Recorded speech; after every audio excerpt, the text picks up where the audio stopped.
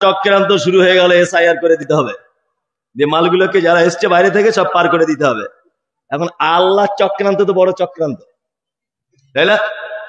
এই যে শুভেন্দু অধিকারী, শুভেন্দু অধিকারীর চামার, এই চামারের বেটা খুব বড় বড় লেকচার মারছিল।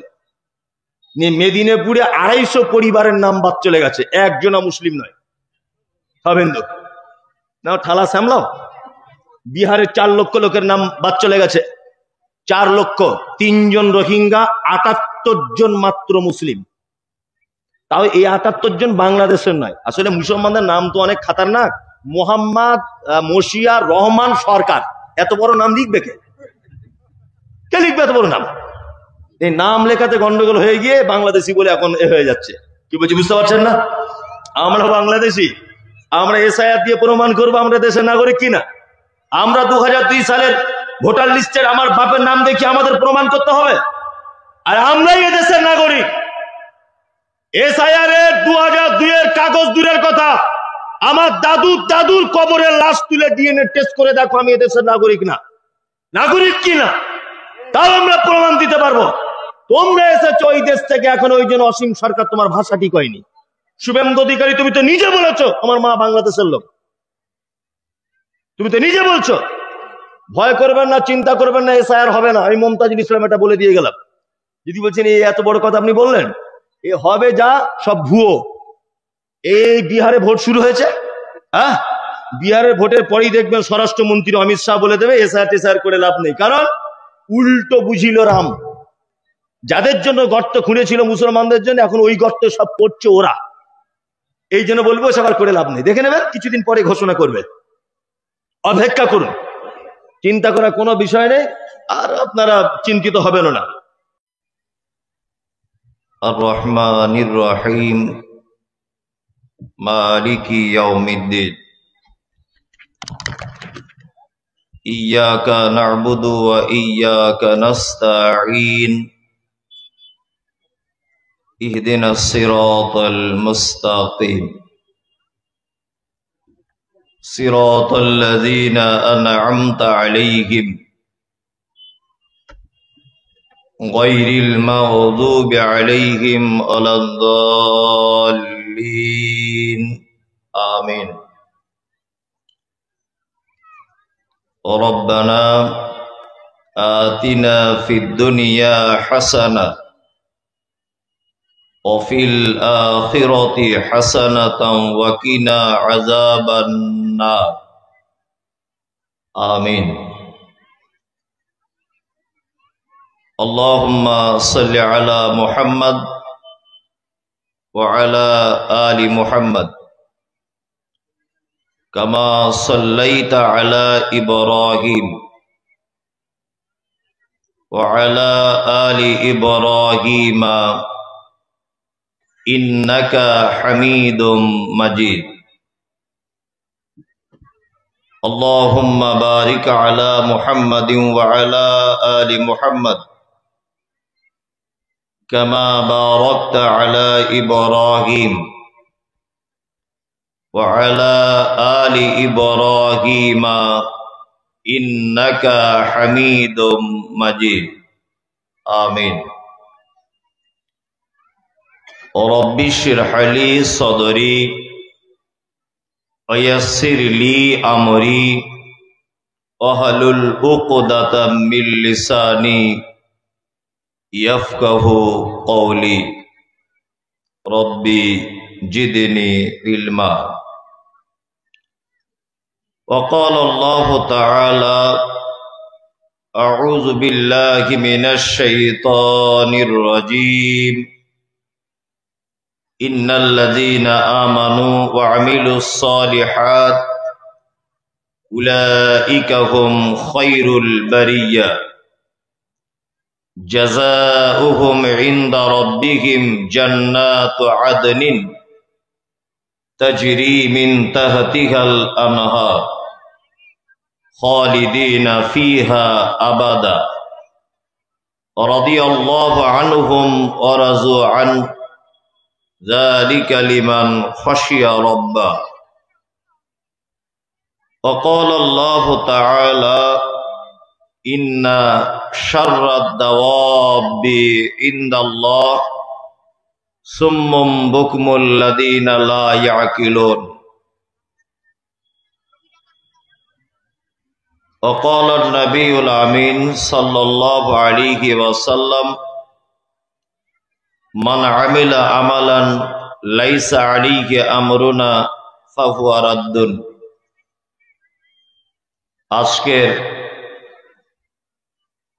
চলমান সভার সুযোগ্য নির্বাচিত যোগ্যতম সভাপতি, উপস্থিত মাদ্রাসার শিক্ষক মহোদয়গণ, উপস্থিত রয়েছেন অত্র জলসা উপলক্ষে আমন্ত্রিত অতিথিগণ, উপস্থিত রয়েছেন অত্র এলাকার বিভিন্ন মসজিদের পেশ ইমামগণ, শ্রোতা হিসাবে যারা এসেছেন, চলে গেছেন, আসছেন, নারী পুরুষ আবাল বৃদ্ধ বনিতা নির্বিশেষে সকলকে জানাচ্ছি আন্তরিক শুভেচ্ছা, ভালোবাসা, প্রেম, মোবারকবাদ, ধন্যবাদ, সাধুবাদ, স্নেহাশিস যথাক্রমে শ্রেণীগতভাবে। আমি আরবিতে আল্লাহর প্রশংসা আদায় করেছি, তথাপিও আমি একজন পিওর বাঙালি, ওই জন্য বাংলাতে আল্লাহর প্রশংসা আদায় করছি যে মহান রব আমাদেরকে মাদ্রাসা কেন্দ্রিক আয়োজিত একটি দ্বীনী সভায় হাদিস এবং কোরআন শোনার মতো সুযোগ করে দিয়েছেন। তাই সংক্ষিপ্ত আকারে ছোট্ট একটি শব্দ দ্বারা প্রশংসা জ্ঞাপন করি, আলহামদুলিল্লাহ। অতঃপর বিশ্ববরেণ্য নেতা, বহিপ্লবিক প্রণেতা, সৈয়দুল মুরসালিন, ইমামুল আম্বিয়া জনাবে মুহাম্মদ রাসূলুল্লাহ সাল্লাল্লাহু আলাইহি ওয়াসাল্লামের উপর অজস্র দরুদ শান্তির ধারায় বর্ষিত হোক। আল্লাহুম্মা আমিন, আল্লাহুম্মা সাল্লি আলাইহি। আমি পবিত্র গ্রন্থ মুকুট আল কোরআনুল কারীমের সূরা বাইয়িনার 7 নম্বর আয়াত আপনাদের সামনে পরিবেশন করেছি। সূরা আনফাল আয়াত নম্বর 22 আপনাদের সামনে পরিবেশন করেছি। আনুষঙ্গিক কিছু কথা বলার জন্য জনাবে মুহাম্মদ রাসূলুল্লাহ সাল্লাল্লাহু আলাইহি ওয়াসাল্লামের চরিত্র বিজ্ঞান থেকে একটি হাদিস পেশ করেছি। এতক্ষণ পর্যন্ত আপনারা বিভিন্ন ওলামায়ে কেরামদের কাছ থেকে অনেক মূল্যবান কথা শ্রবণ করেছেন। আমার আগে যিনি বক্তব্য রাখছিলেন, আলহামদুলিল্লাহ, ওনার কণ্ঠস্বর খুবই মধুর। আমি তো অত গজলও জানি না, অত সুর করে বলতেও পারি। আমি একটা একটা করে গল্পের মতো করে বলি। আমি ওনার বক্তব্য শুনি মোবাইলে, গজলগুলো ভালো লাগে, শুনি। কোনোদিন আগে পরিচয় হয়নি, এই প্রথম।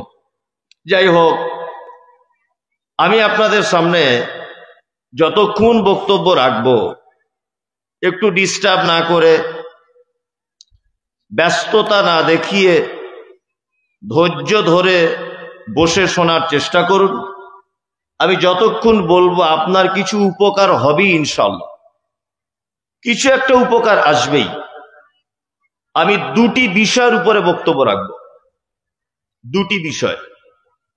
এক, পৃথিবীতে সব থেকে ভালো মানুষ কে, তার গুণ কি, আর তার পুরস্কার কি, এই ব্যাপারটা একটু বোঝাবো। দুই, পৃথিবীর সব থেকে নিকৃষ্ট প্রাণী আল্লাহ সুবহানাহু ওয়া তাআলার নিকটে কে বা কারা, আর তাদের গুণ কি, এবং তাদের শেষ থাকার জায়গাটা কোথায়, এইগুলো আমি আজকে আলোচনা করব ইনশাআল্লাহ। প্রথমে পৃথিবীর ভালো মানুষটা আগে বলি। সারা পৃথিবীতে একটা জিনিস সব থেকে বেশি মানুষ প্রতিযোগিতা করে, সব থেকে বেশি কম্পিটিশন করে, আমাকে ভালো হতে হবে। আমার আগে যিনি বক্তব্য রাখছিলেন, আমি ওনার স্টেজে 10 মিনিট ধরে শুনলাম, উনি কি বললেন এগুলো আমি সব ক্যাচ করলাম। আমি ভাবলাম যে উনি তো ওনার কণ্ঠ দিয়ে বক্তব্য রাখছেন, তা আমার তো কণ্ঠ নেই, তা আমাকে ওনার থেকেও ভালো বক্তব্য রাখতে হবে।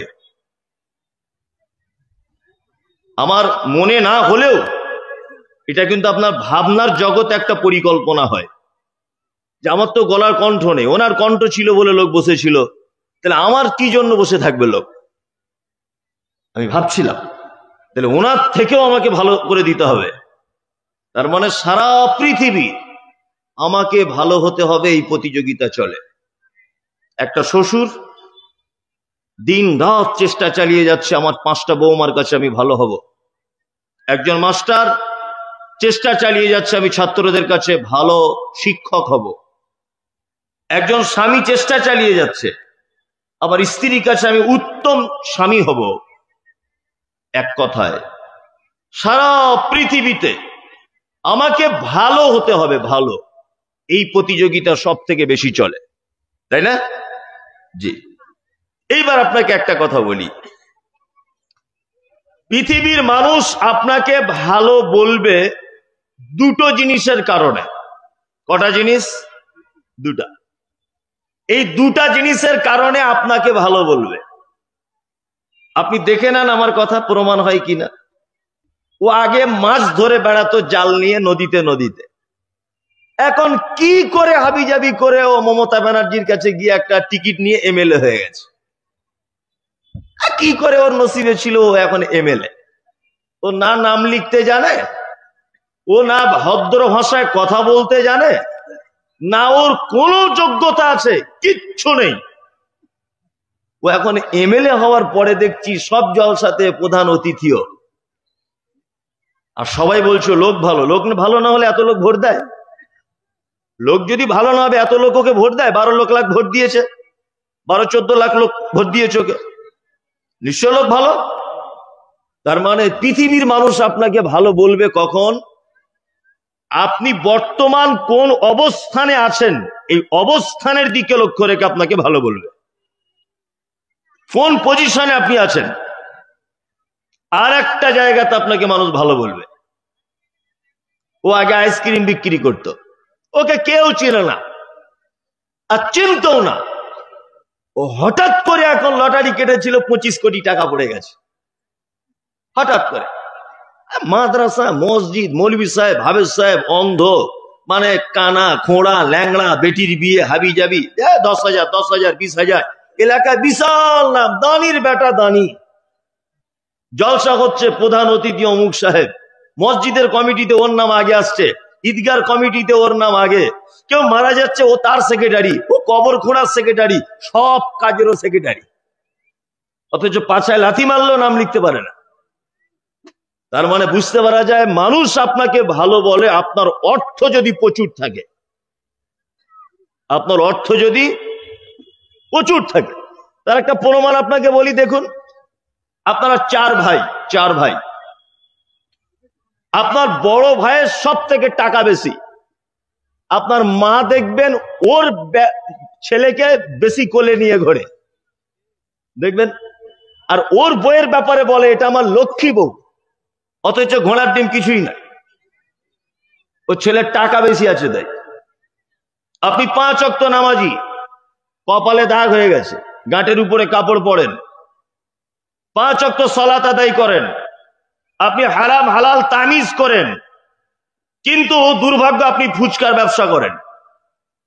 তা আপনি যে মেয়েটাকে বিয়ে করেছেন, যে মেয়েটাকে, ওর মাকে যদি জিজ্ঞাসা করা হয় তোমার 4টে জামাই, কোন জামাইটা ভালো? বড় জামাই জুয়ারি, মদ পান করে, অন্যান্য মেয়েদের সঙ্গে রাত কাটায়, বারে গিয়ে নাইট ক্লাবে গিয়ে ড্যান্স করে, কিন্তু হরিরামপুর বাজারে বিশাল 4-5টা ফ্ল্যাট, 32টা দোকান ভাড়া দেওয়া আছে, আর 12টা লরি, রাস্তার ধারে 25-30 বিঘা জমি। মেয়েটাকে সুখে রেখেছে, হাতে 12টা সোনার আংটি, এইরকম গলায় হার, আর নাকের ফুল, আর পায়ের নুপুর পর্যন্ত সোনা।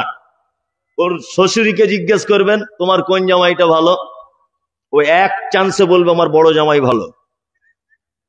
ওর টাকা বেশি আছে, আমার বেটিকে সুখে রেখেছে, কিন্তু 1 নম্বরের চুয়ারিও।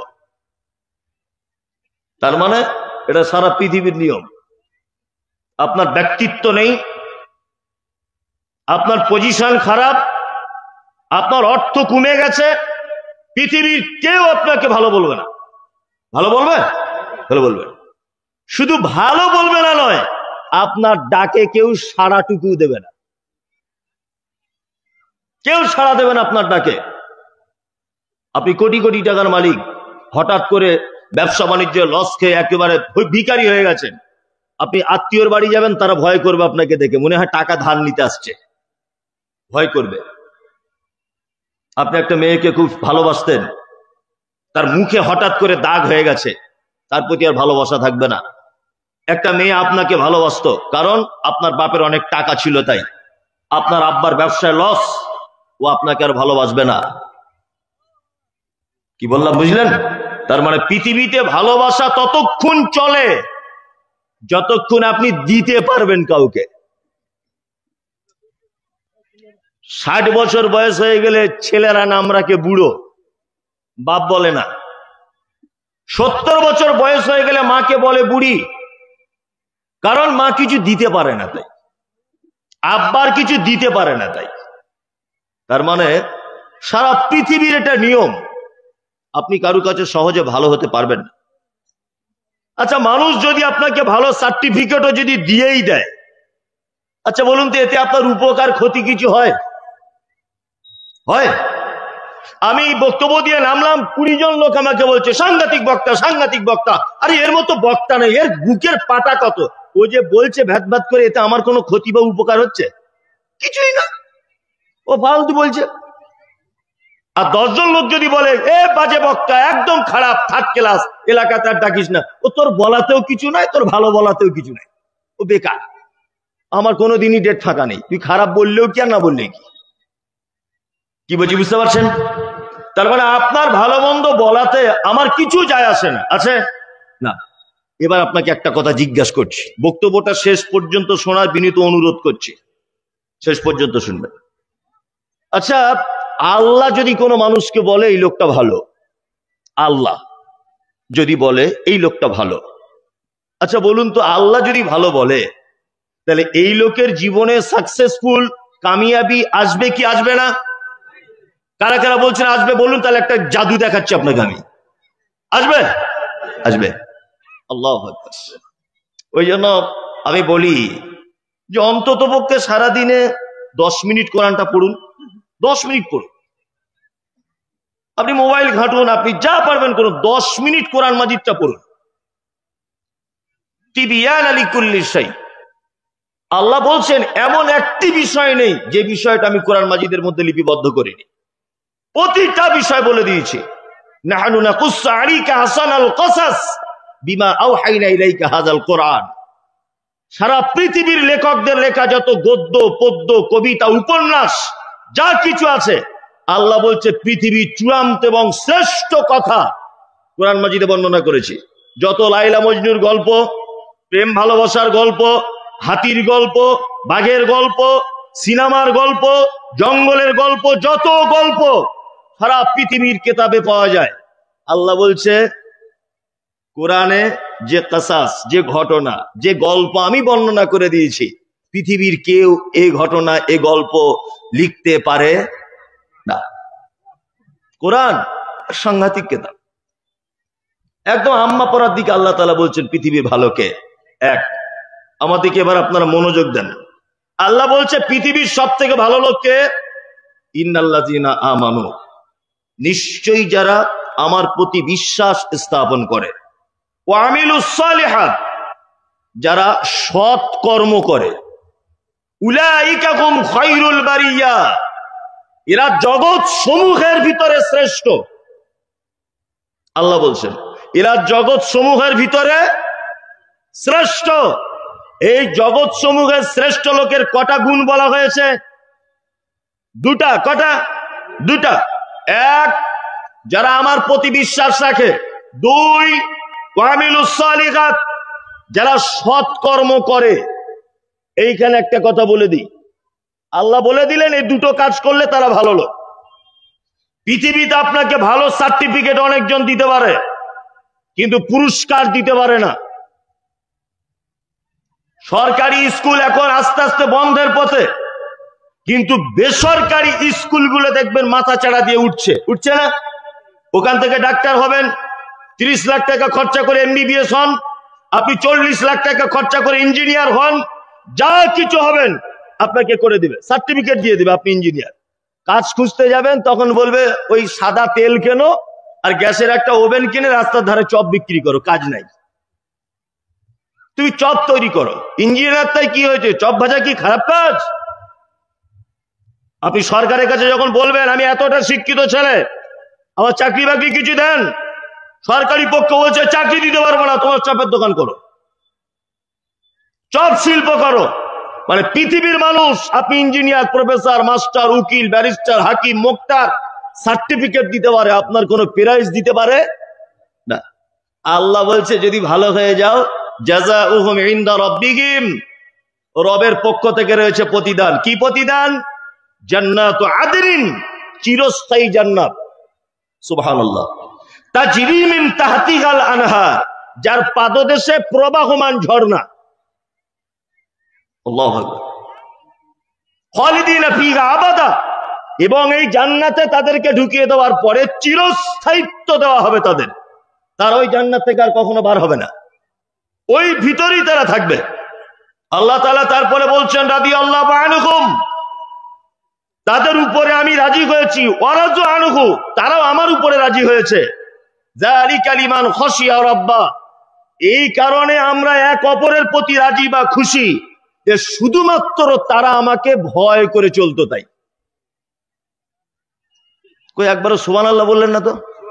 তা আর বলতে হবে না, আপনাকে ফেরেশতারা বুঝতে পেরেছে আপনি কি চিজ। কি বললাম বুঝলেন না? আল্লাহ বলছে দুটো কাজ করলে চিরস্থায়ী জান্নাতে দেওয়া হবে। এত বড় একটা কথা শুনে আপনি কই স্বতঃস্ফূর্ত ভাবে বলতে পারলেন না সুবহানাল্লাহ?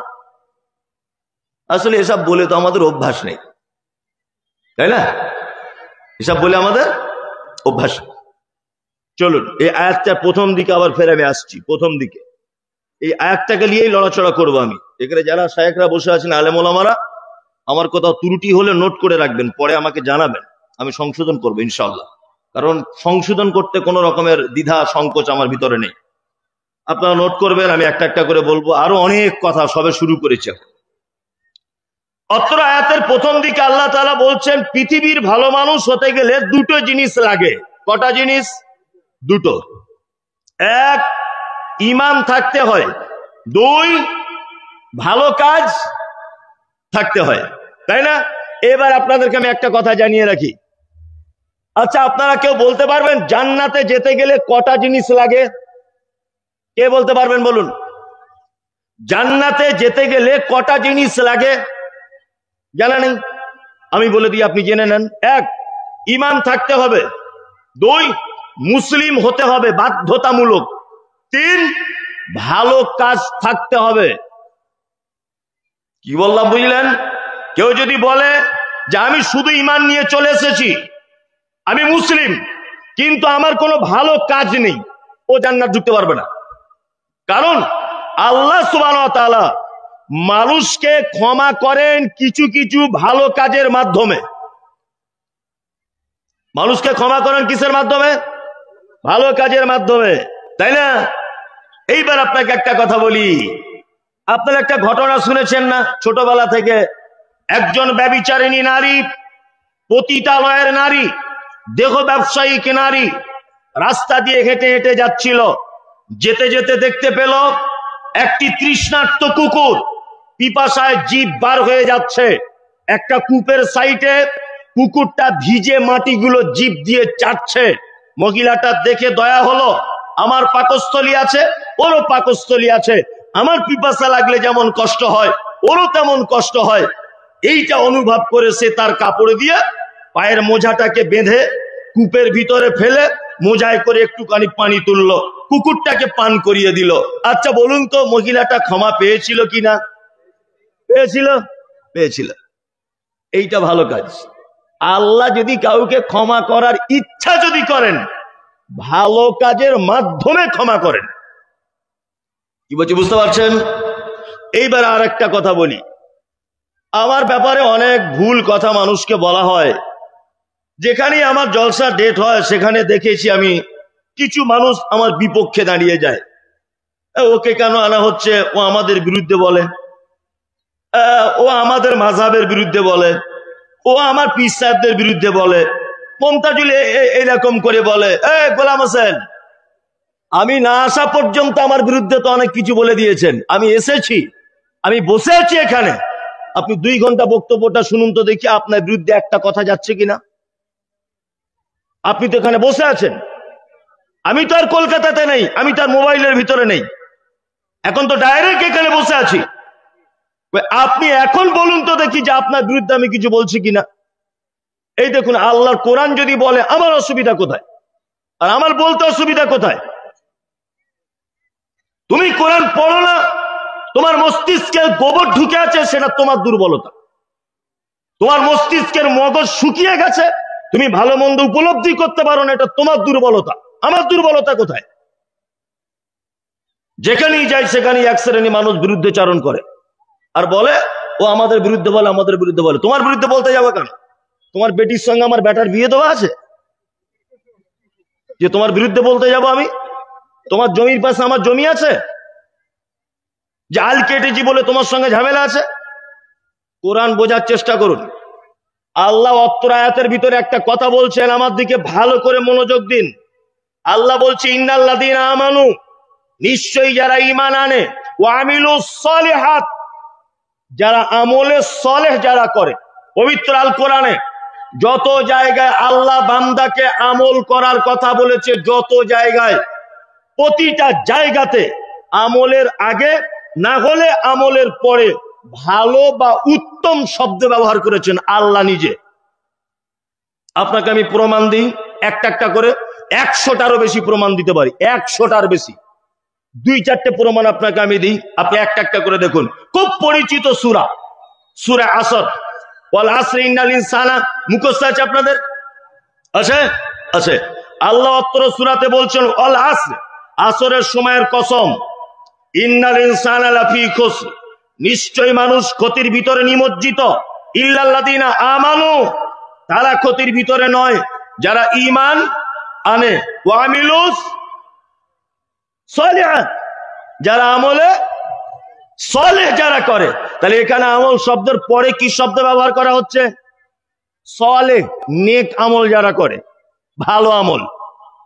চলুন, আল্লাহ তাআলা সূরা আন-নাহল আয়াত নম্বর 97 এ বলছেন মান আমিলা সালিহাম মিন যাকারিন আও উনসা ওয়া হুয়া মুমিনুন ফালা নুহইয়ান্নাহু হায়াতান তাইয়্যিবাতান ওয়ালা নাজজিআন্নাহুম আজরাহুম বিআহসানি মা কানু ইয়ামালুন।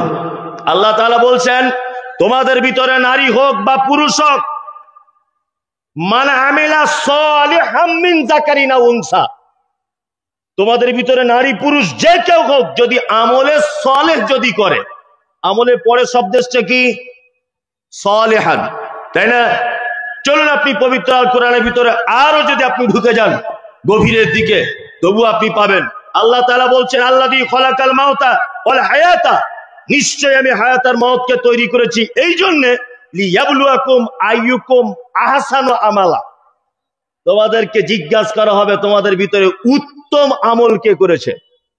আহসান মানে সুন্দরের সুন্দর আমল কে করেছে এটা বলো। তার মানে আল্লাহ যখন বারবার বলছে সুন্দর আমল করো, সুন্দর আমল করো, সুন্দর আমল করো, তার মানে বুঝে নিতে হবে পৃথিবীতে অসুন্দর আমলও আছে, ভেজাল আমলও আছে।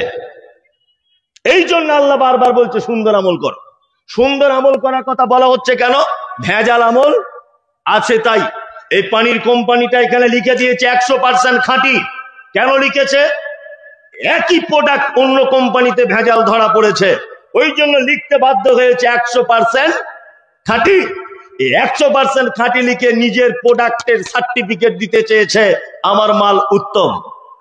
আমার মাল ভালো, অন্য মালে ধরা পড়েছে। তা আল্লাহ কোরআনে বারবার বলেছে আমলে সলে করো, আমলে সলে করো, আহসান আমল করো। এই কারণে বলছেন তিনিও জানেন যে পৃথিবীতে এরকম অসংখ্য ভুয়া আমল ঘুরবে আর মানুষ সেটা করবে, অসংখ্য ভুয়া আমল। এইবার আপনাকে একটা কথা বলি, আমলটা ভালো না মন্দ আপনি কি করে বুঝবেন?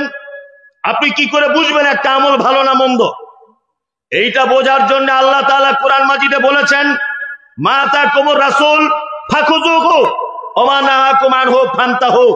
আমার নবী যেটা দেয় ওটা গ্রহণ করো, আমার নবী যেটা নিষেধ করে তোমরা তার থেকে কি দূরে থাকো।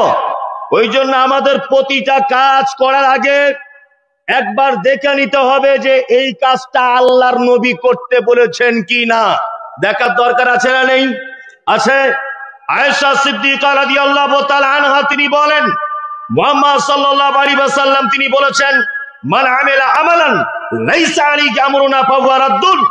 মানুষ যদি কোনো আমল করে আর সেই আমলে যদি আল্লাহর নবীর পক্ষ থেকে কোনো পারমিশন না থাকে, ফাহুয়া রাদ্দুন, সে আমল বাতিল। সে আমল কি? বাতিল। আমলের ব্যাপারে আল্লাহ কত ভয়ঙ্কর কথা বলছেন, আমিলাতুন নাসিবা তাসলা নারান হামিয়া। এক শ্রেণী মানুষ তারা আমল করবে, আমল করতে করতে করতে করতে নাসিবা, ক্লান্ত হয়ে যাবে। আল্লাহ বলছে তাসলা নারান হামিয়া, তারপরে ওদেরকে ধরে জাহান্নামে ভরা হবে। এরা কারা? এই আমল করে কেউ জাহান্নামে যায়? কথা বলুন, আমল করে কেউ জাহান্নামে যায়? আমল করে মানুষ কিসের জন্য? জান্নাতে যাওয়ার জন্য। কিন্তু আল্লাহ বলছে আমিলাতুন নাসিবা, আমল করবে করতে করতে নাসিবা, ক্লান্ত হয়ে যাবে। তাসলা নারান হামিয়া, তারপরেও তাদেরকে ধরে ভরা হবে কোথায়? জাহান্নামে। তাহলে এরা কোন আমলকারী? এরা হচ্ছে ওই আমলকারী, এরা আমলের দীর্ঘ সময় ধরে আমল করেছে, কিন্তু এই দীর্ঘ সময়ের আমলটা মুহাম্মদ সাল্লাল্লাহু আলাইহি ওয়াসাল্লামের পদ্ধতিতে না হওয়ার কারণে এদের থাকার জায়গা কোথায়? জাহান্নাম। তাই না? থাকার জায়গা জাহান্নাম। মানুষ যে কত আমল করছে আর কত আমল যে আল্লাহর নবীর বিরুদ্ধে চলে যাচ্ছে, আল্লাহু আলাম, আল্লাহ ভালো জানে। মুর্শিদাবাদের কোন একজন বক্তা ওই স্টেজে উঠে আগে আমার মোটামুটি 10-12টা গাল দিয়ে নেয়, তারপরে জলসা শুরু করে। আমার মা বোন একাকার করে দেয়। কারণ আমি কোন এক জলসাতে বলেছি যে শবে বরাত পালন করে যারা, ইবাদত মনে করে, আমি কিন্তু আপনার বিরুদ্ধে বলছি না, জাস্ট একটা জিনিস বোঝাবো শবে বরাতকে নিয়ে। শবে বরাত যারা পালন করছে, হালুয়া রুটি যারা করছে, তারা কতটা সঠিক করছে আর কতটা ভুল করছে, এইটা আমি একটা জলসাতে বলেছিলাম। এইটাকে কেন্দ্র করে এত গাল দিয়েছে আমাকে, আল্লাহু আলাম, আল্লাহ ভালো জানে। একজন মহিলা হালুয়া করেছে, আমল কিভাবে করছে দেখুন, হালুয়া করেছে। তা ওকে আমি জিজ্ঞাসা করছি, খালা হালুয়া করলে কেন? বলছে আজকে শবে বরাত, নবীর দাঁত ভেঙে দিয়েছিল, নবী শক্ত জিনিস খেতে পারেনি, নরম নরম জিনিস খেত, এই জন্য আমরা সেই উদ্দেশ্যে হালুয়া করে বসে আছি। আচ্ছা বলুন তো, শবে বরাত আরবি কোন মাসে হয়? বলুন কোন মাসে হয়? জানেন না? শাবান মাসে। কোন মাসে? শাবান মাসে। কত তারিখে? 15 তারিখে। তাহলে 15 তারিখে খালা হালুয়া করেছে, নবীর দাঁত ভেঙেছে, তাই তো? শাবান মাস পূরণ হতে কতদিন বাকি? 15 দিন। শাবানের পরের মাসটার নাম কি? রমজান। রমজানের টোটালে 30 দিন। তাহলে এইদিকে 15, এইদিকে 30, হলো কতদিন? 1.5 মাস। আবার রমজানের পরের মাসটার নাম কি? শাওয়াল। শাওয়াল, যেটাতে ঈদ করি আমরা, তাই না? এবার আমার দিকে ফেরুন, আমার হাতের দিকে। শাওয়ালের 1 তারিখ, শাওয়ালের 2 তারিখ, শাওয়ালের 3 তারিখ, শাওয়ালের 4 তারিখ, 5 তারিখ, 6 তারিখ, 7 তারিখের দিন উহুদের ময়দানে আল্লাহ নবী সাল্লাল্লাহু আলাইহি ওয়াসাল্লামের দাঁত ভেঙেছে। কত তারিখে দাঁত ভেঙেছে? শাওয়ালের 7 তারিখে।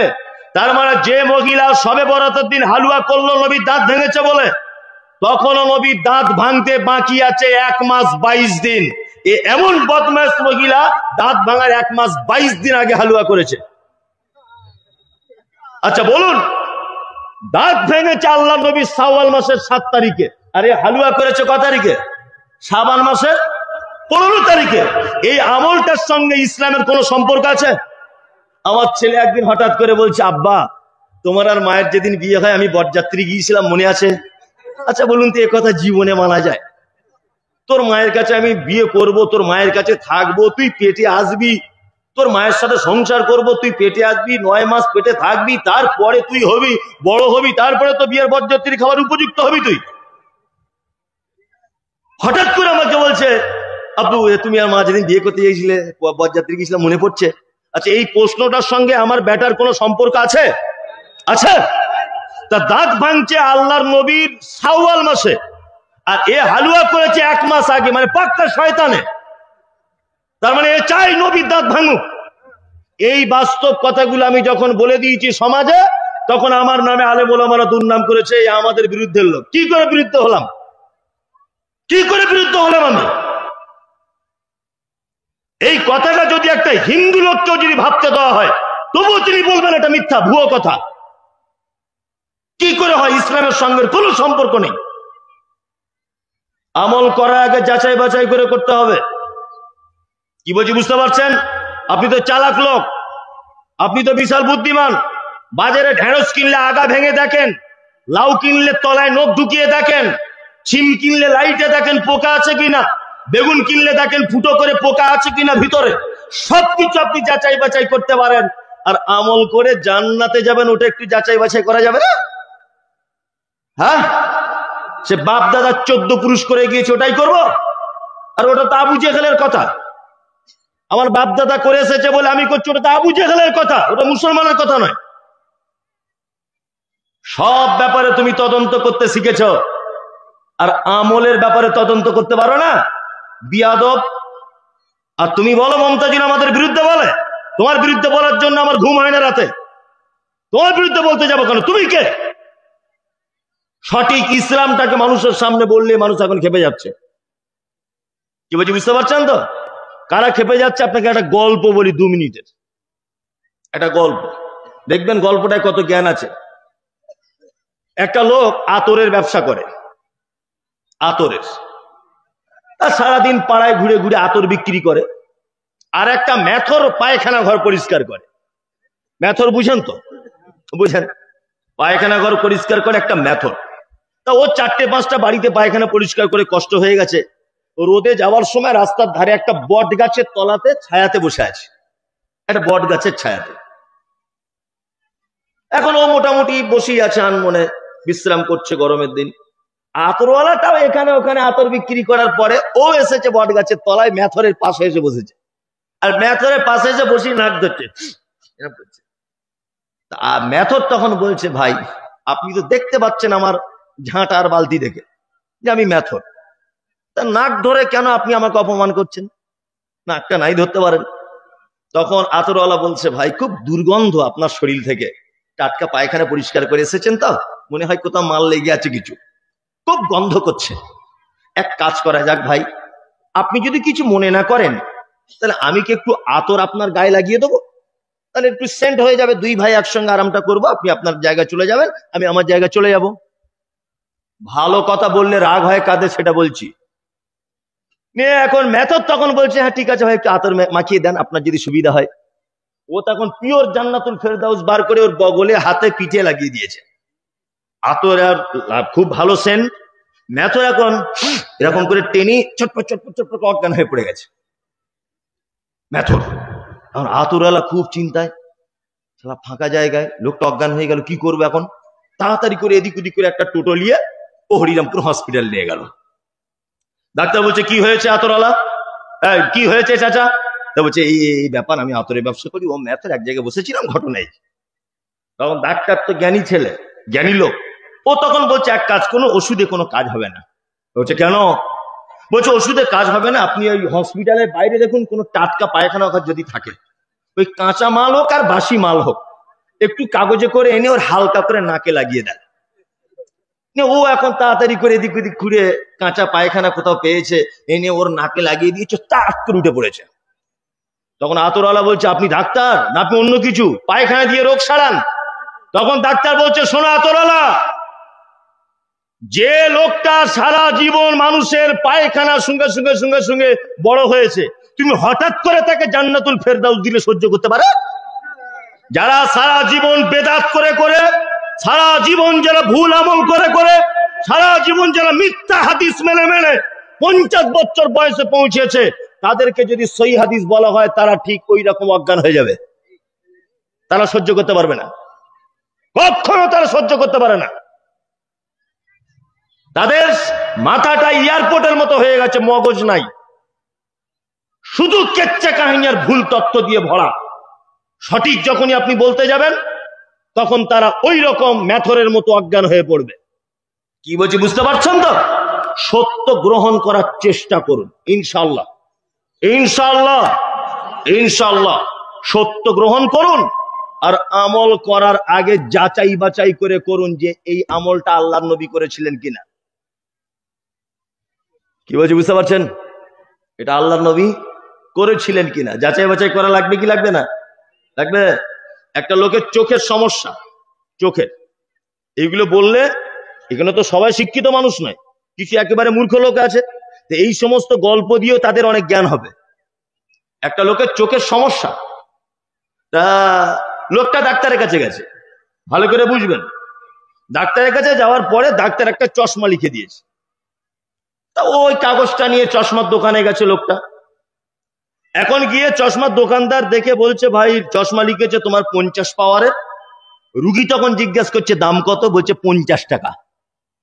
রুগী তখন আবার এক্সট্রা পাকামু করে বলছে, তাহলে যদি 100 পাওয়ারের লি ভাই কত পড়বে? বলছে ওইটারও দাম 50। বলছে 150 পাওয়ারের যদি নিই, বলছে ওইটারও দাম 50। রুগী তখন ভাবছে 50 টাকায় তাহলে 50 পাওয়ার না নিয়ে 150 পাওয়ারই লি, নিশ্চয় কাজ বেশি হবে, বুঝলেন না? 150 পাওয়ারের মাল চোখে লাগিয়ে নিয়েছে। নে রাস্তা দিয়ে আসার সময় দেখছে পুঁটি মাছগুলো কাতলা মাছের মতো বড়, পাওয়ার বেশি হয়ে গেছে। ও এই পুঁটি মাছ কাতলা মাছ মনে করে কিনে নিয়ে এসছে। এখন ওর বউ, আমাদের কলকাতার কথা বলছি, পুঁটি মাছ টক দিয়ে রান্না করে, আমাদের ভাষাতে বলে চচ্চড়ি করে, আবার পুঁটি মাছ ভাজা করে খায়। পুঁটি মাছ তো আর পিস হয় না, পিস হয় না। তোর স্ত্রী ওই রকম করেই রান্না বান্না করেছে। ও খেতে বসার সময় চশমা খুলে বসেছে খেতে। তখন ওর স্ত্রীকে বলছে, কি ব্যাপার হাবিবা, তুমি পুঁটি মাছ দিলে, আমি যে কাতলা মাছ নিয়ে এসেছি।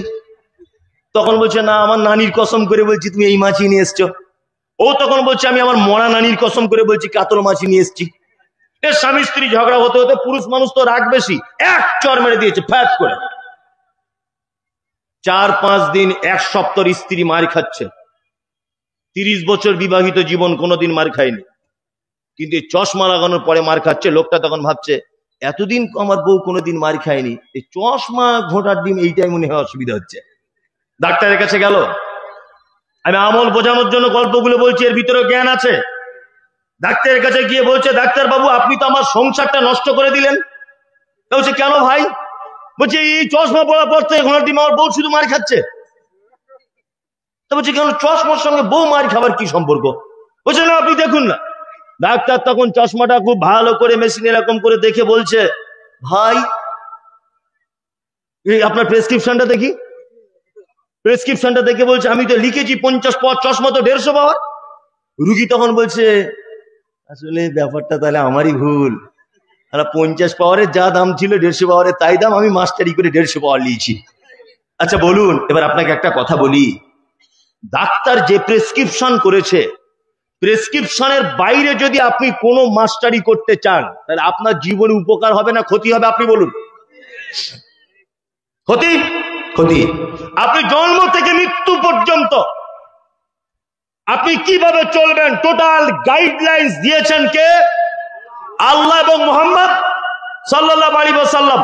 মুহাম্মদ সাল্লাল্লাহু আলাইহি ওয়াসাল্লাম বিদায় হজের দিন 1.5 লক্ষর কাছাকাছি সাহাবীদের সামনে বক্তব্য রাখতে গিয়ে বলছেন, আল্লাহ তুমি সাক্ষী থাকো, আল্লাহ তুমি সাক্ষী থাকো, 1.5 লক্ষ সাহাবী তোমরাও সাক্ষী থাকো।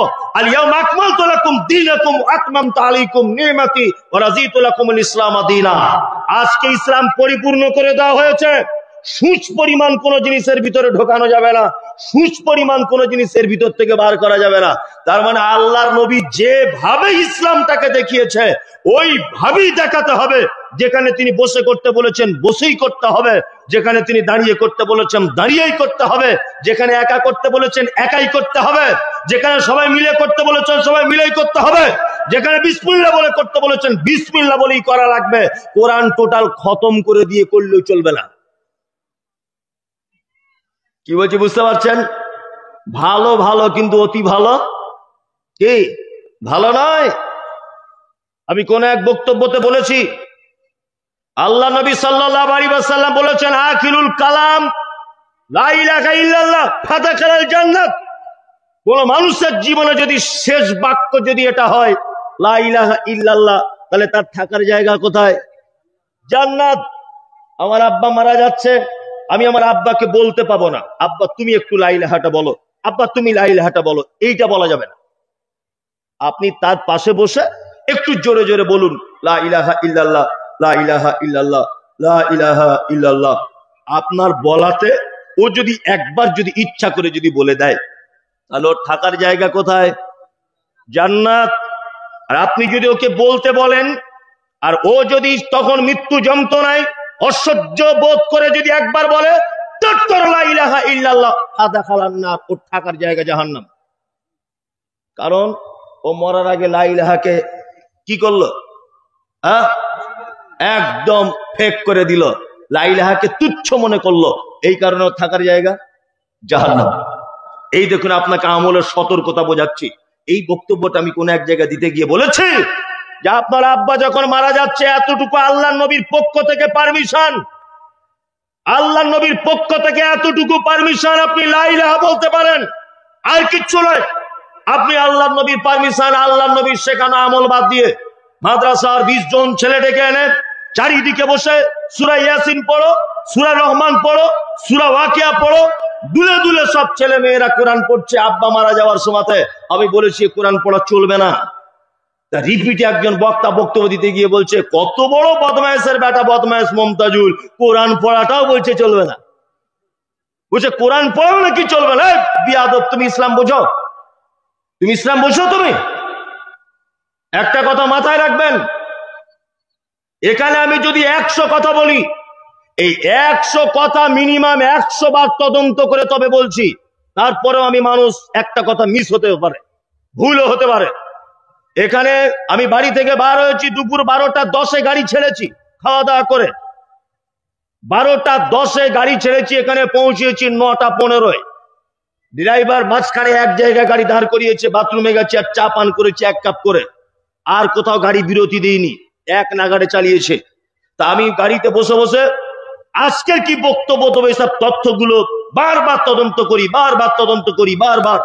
ভয় লাগে, জলসায় কোনো দামি সভাপতি বসে নেই তো, কোনো সাইকুল হাদিস বসে নেই তো, আমার এই কথাটা ঠিক হবে তো, এই কথাটা আমি বলবো আমার তদন্তটা ঠিক হচ্ছে তো, আমি 100 বার যাচাই বাছাই করে তবে কথা বলছি। আর আপনি গোলাম হোসেন কিছুই জানেন না, আর আপনি আমার কথা ভুল বলে দিলেন। আপনি কিছুই তদন্ত করতে জানেন না, কোনো পদ্ধতি জানেন না ইসলামের, আপনি একদম হুঁশমোটা করে বলে দিলেন না এটা ভুল। আমি বলেছি কোরআন পড়া চলবে না, শুধু এতটুকু চলবে, তার পাশে বসে বলবেন লা ইলাহা ইল্লাল্লাহ। তখন আমাকে বলছে কোরআন পড়াটাও বলছে চলবে না, কত বড় বদমায়েশ লোক। আমাকে বলছে আরে কোরআন বলেই যে সব জায়গায় পড়া যাবে, তোমাকে কথা কে বললো? কে বললো তোমাকে কথা? আপনাকে একটা কথা বলি, ইসলামের কিছু বিষয় অবস্থানের পরিবর্তন হলে জায়েজ আর না জায়েজ হয়ে যায়। অবস্থান পরিবর্তন হলে, বলুন তো দেখি জিলাপি খাওয়া জায়েজ না না জায়েজ? বলুন জায়েজ জিলাপি খাওয়া, তাই তো? ও ময়দা দিয়ে আর রস দিয়ে তৈরি হয়, মিষ্টির রস জিলাপি, ওটা খাওয়া জায়েজ। ওই জিলাপি কিনে যদি কেউ মাজারে মানত করে দেয় চলবে? চলবে না। জিলাপির কি দোষ? জিলাপির কি দোষ? শুধু স্থান পরিবর্তন হয়েছে বলে আর চলবে না। ফেরাউন লোকটা খারাপ না ভালো? ফেরাউন খারাপ, ওর নাম কেউ মুখে নিতে চায়? চাই না। কিন্তু আমি একটা কোরআনের আয়াত বলছি, আমার দিকে ফিরুন।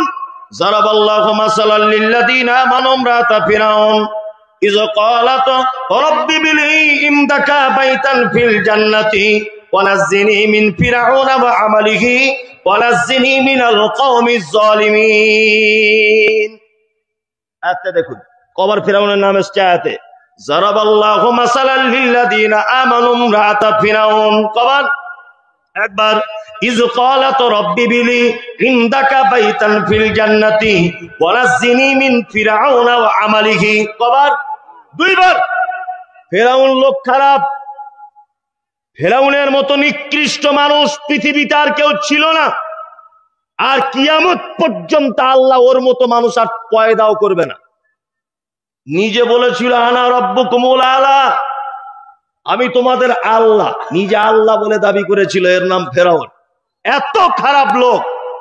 আল্লাহ পৃথিবীবাসীর সামনে নিদর্শনাবলী রেখে দেওয়ার জন্য আজও পর্যন্ত মিশরের জাদুঘরে তার লাশ অক্ষত অবস্থায় রাখা আছে, তাই না?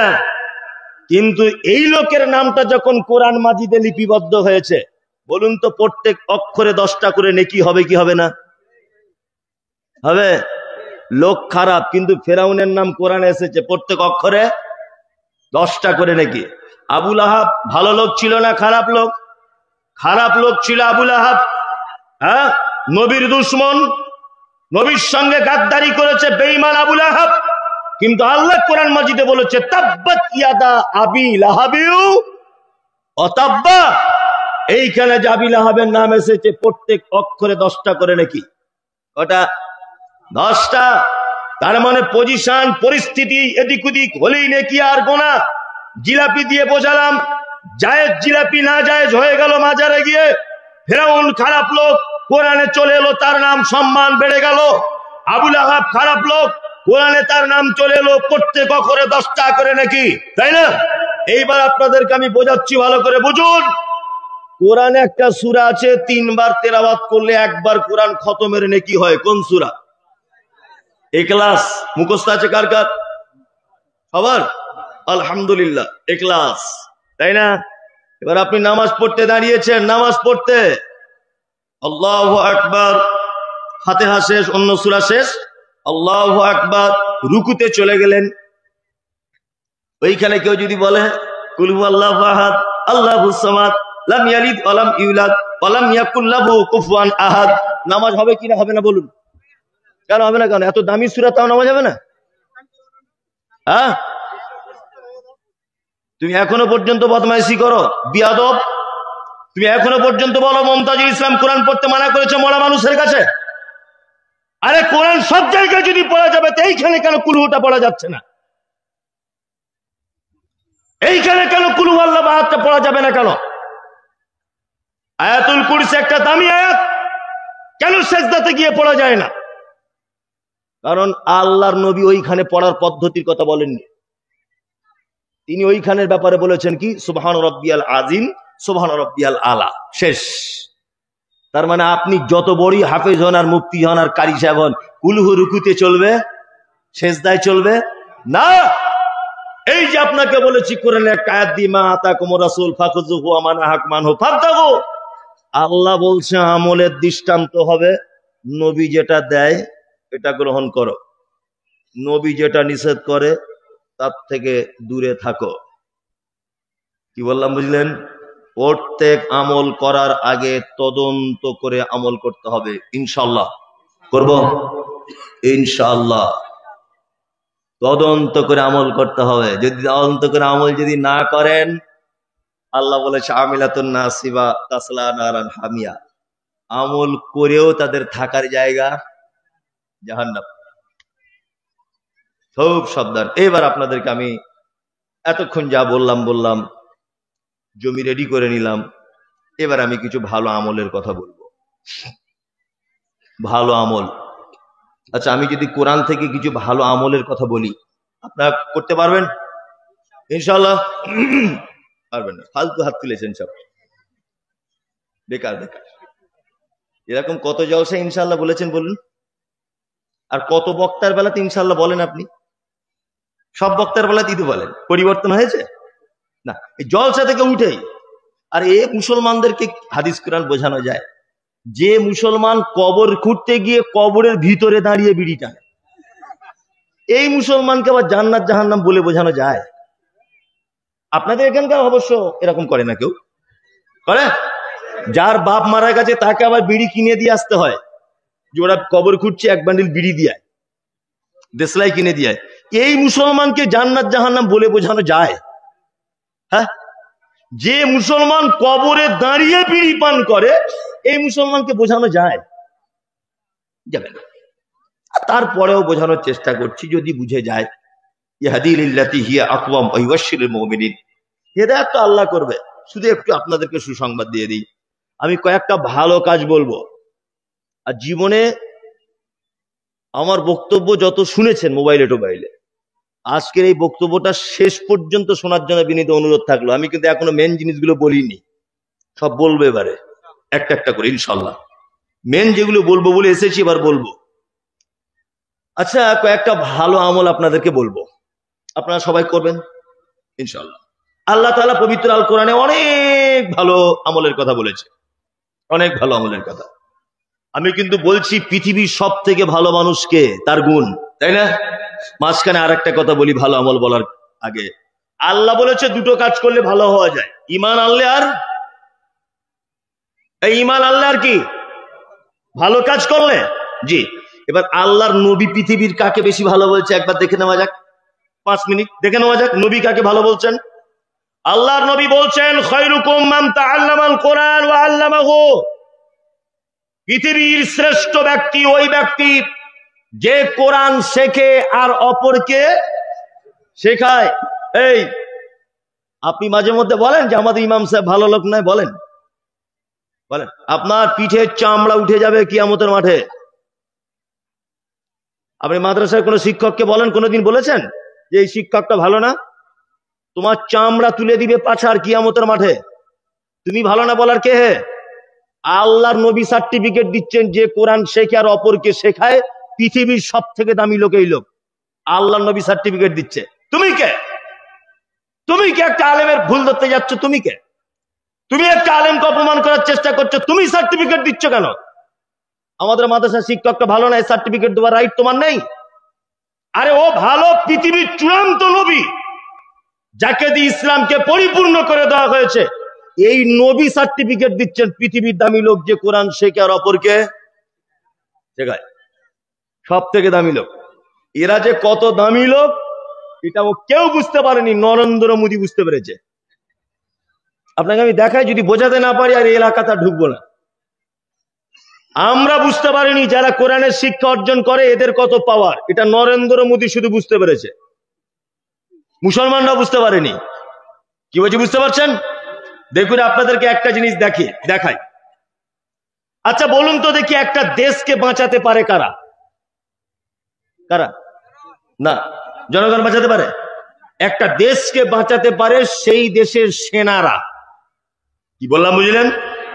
আপনারা জানেন ইসরায়েল হচ্ছে পৃথিবীর এক ইহুদি দেশ। পৃথিবীতে একটা মাত্র দেশ আছে ইহুদি, তার নাম ইসরায়েল, একটা। পৃথিবীর সব থেকে কম সংখ্যক জনগণ ইহুদি ধর্মাবলম্বী মানুষরা। কত? 84 লক্ষ। পশ্চিম বাংলায় এখন জনগণনা করলে প্রায় 14 কোটির কাছাকাছি বাংলাতে লোক আছে, 14 কোটির কাছাকাছি। আর ইসরায়েলে কত? 84 লক্ষ, মানে 1 কোটি হতেও কম। এই 84 লক্ষ মানুষের ভয়ে ইরানের মতো একটা শক্তিশালী দেশকে তারা হুঙ্কার দিচ্ছে। আমেরিকাকে পর্যন্ত কিছুদিন পরে হুঙ্কার দিয়ে দিবে, এত তাদের পাওয়ার। কিসের পাওয়ার? সেনার পাওয়ার। আপনারা জানেন পার্শ্ববর্তী দেশ বাংলাদেশ, এক নির্যাতনকারী সরকার তিনি ছিলেন, নাম মুসলিম, শেখ হাসিনা। আলেমদেরকে ধরে ধরে জেলখানাতে ভরেছে। আল্লামা দেলোয়ার হোসেন সাইদির মতো সারা ওয়ার্ল্ড বিখ্যাত মুফাসসিরে কোরআনকে তিনি আয়না ঘরের ভিতরে ঢুকিয়ে সাজা দিয়েছেন। বাংলাদেশের প্রখ্যাত আলেম আব্দুর রাজ্জাক বিন ইউসুফ 5,000 কোটি টাকার মামলাতে ফেঁসেছেন। বাংলাদেশের প্রখ্যাত আলেম ডক্টর আসাদুল্লাহ গালিব দীর্ঘদিন যাবৎ তিনি জেল খেটেছেন। আপনারা জানেন বিভিন্ন আলেম ওলামাদের উপরে নির্যাতন চালিয়েছে সরকার হাসিনা। ততদিন পর্যন্ত দেশে থাকতে পেরেছিলেন যতদিন পর্যন্ত দেশের সেনারা তার পক্ষে কথা বলেছে ততদিন দেশে থাকতে পেরেছিলেন। যেদিন ছাত্র আন্দোলন শুরু হয়ে গেল, জনগণের কাছ থেকে যখন সেনারা হাত তুলে নিল, আমরা রক্ষা করতে পারছি না, নয় আমাদেরকে মরতে হবে, না জনগণকে মেরে দিতে হবে, নয় সরকারের পতন ছাড়া কোনো উপায় নেই, রাতারাত্রি হেলিকপ্টারে করে পালিয়েছে ভারতের মাটিতে। তার মানে সেনা যতদিন হাতে ছিল ততদিন বাঁচতে পেরেছে, তার আগে আর থাকতে পারে না। কিছুদিন আগে আপনারা নেপালের ঘটনা দেখেছেন। নেপালের প্রধানমন্ত্রী ন্যাংটো হয়ে লাফ মারছে আন্ডার প্যান্ট পরে। কারণ কি? সেনারা হাত তুলে দিয়েছে, আমরা আর পারবো না বাঁচাতে, পাবলিক খেপে গেছে। কি বললাম বুঝলেন? নরেন্দ্র মোদী সরকার এই সমস্ত জিনিস দেখে একটা শিক্ষা লাভ করেছে। কি শিক্ষা লাভ করেছে বলুন তো? এই গোপন তথ্য কে বলবে? গোপন তথ্যটা শুনে নেন। এ একটা চালাকি করেছে। 1000 বছর এদেশ মুসলিমরা শাসন করেছে। কি বললাম বুঝলেন? শাসন করেছে কারা? মুসলিমরা। আজকে তোমরা ক্ষমতায় আছো বলে তোমাদের থেকে দেশ চালানোর অভিজ্ঞতা আমাদের অনেক বেশি, অনেক বেশি। মুসলিমদের দেশ চালানোর অভিজ্ঞতা অনেক বেশি। 1000 বছর ক্ষমতা চলে গেল, চলে এলো ব্রিটিশ। 180 থেকে 200 বছরের কাছাকাছি তারা এদেশে রাজত্ব চালালো।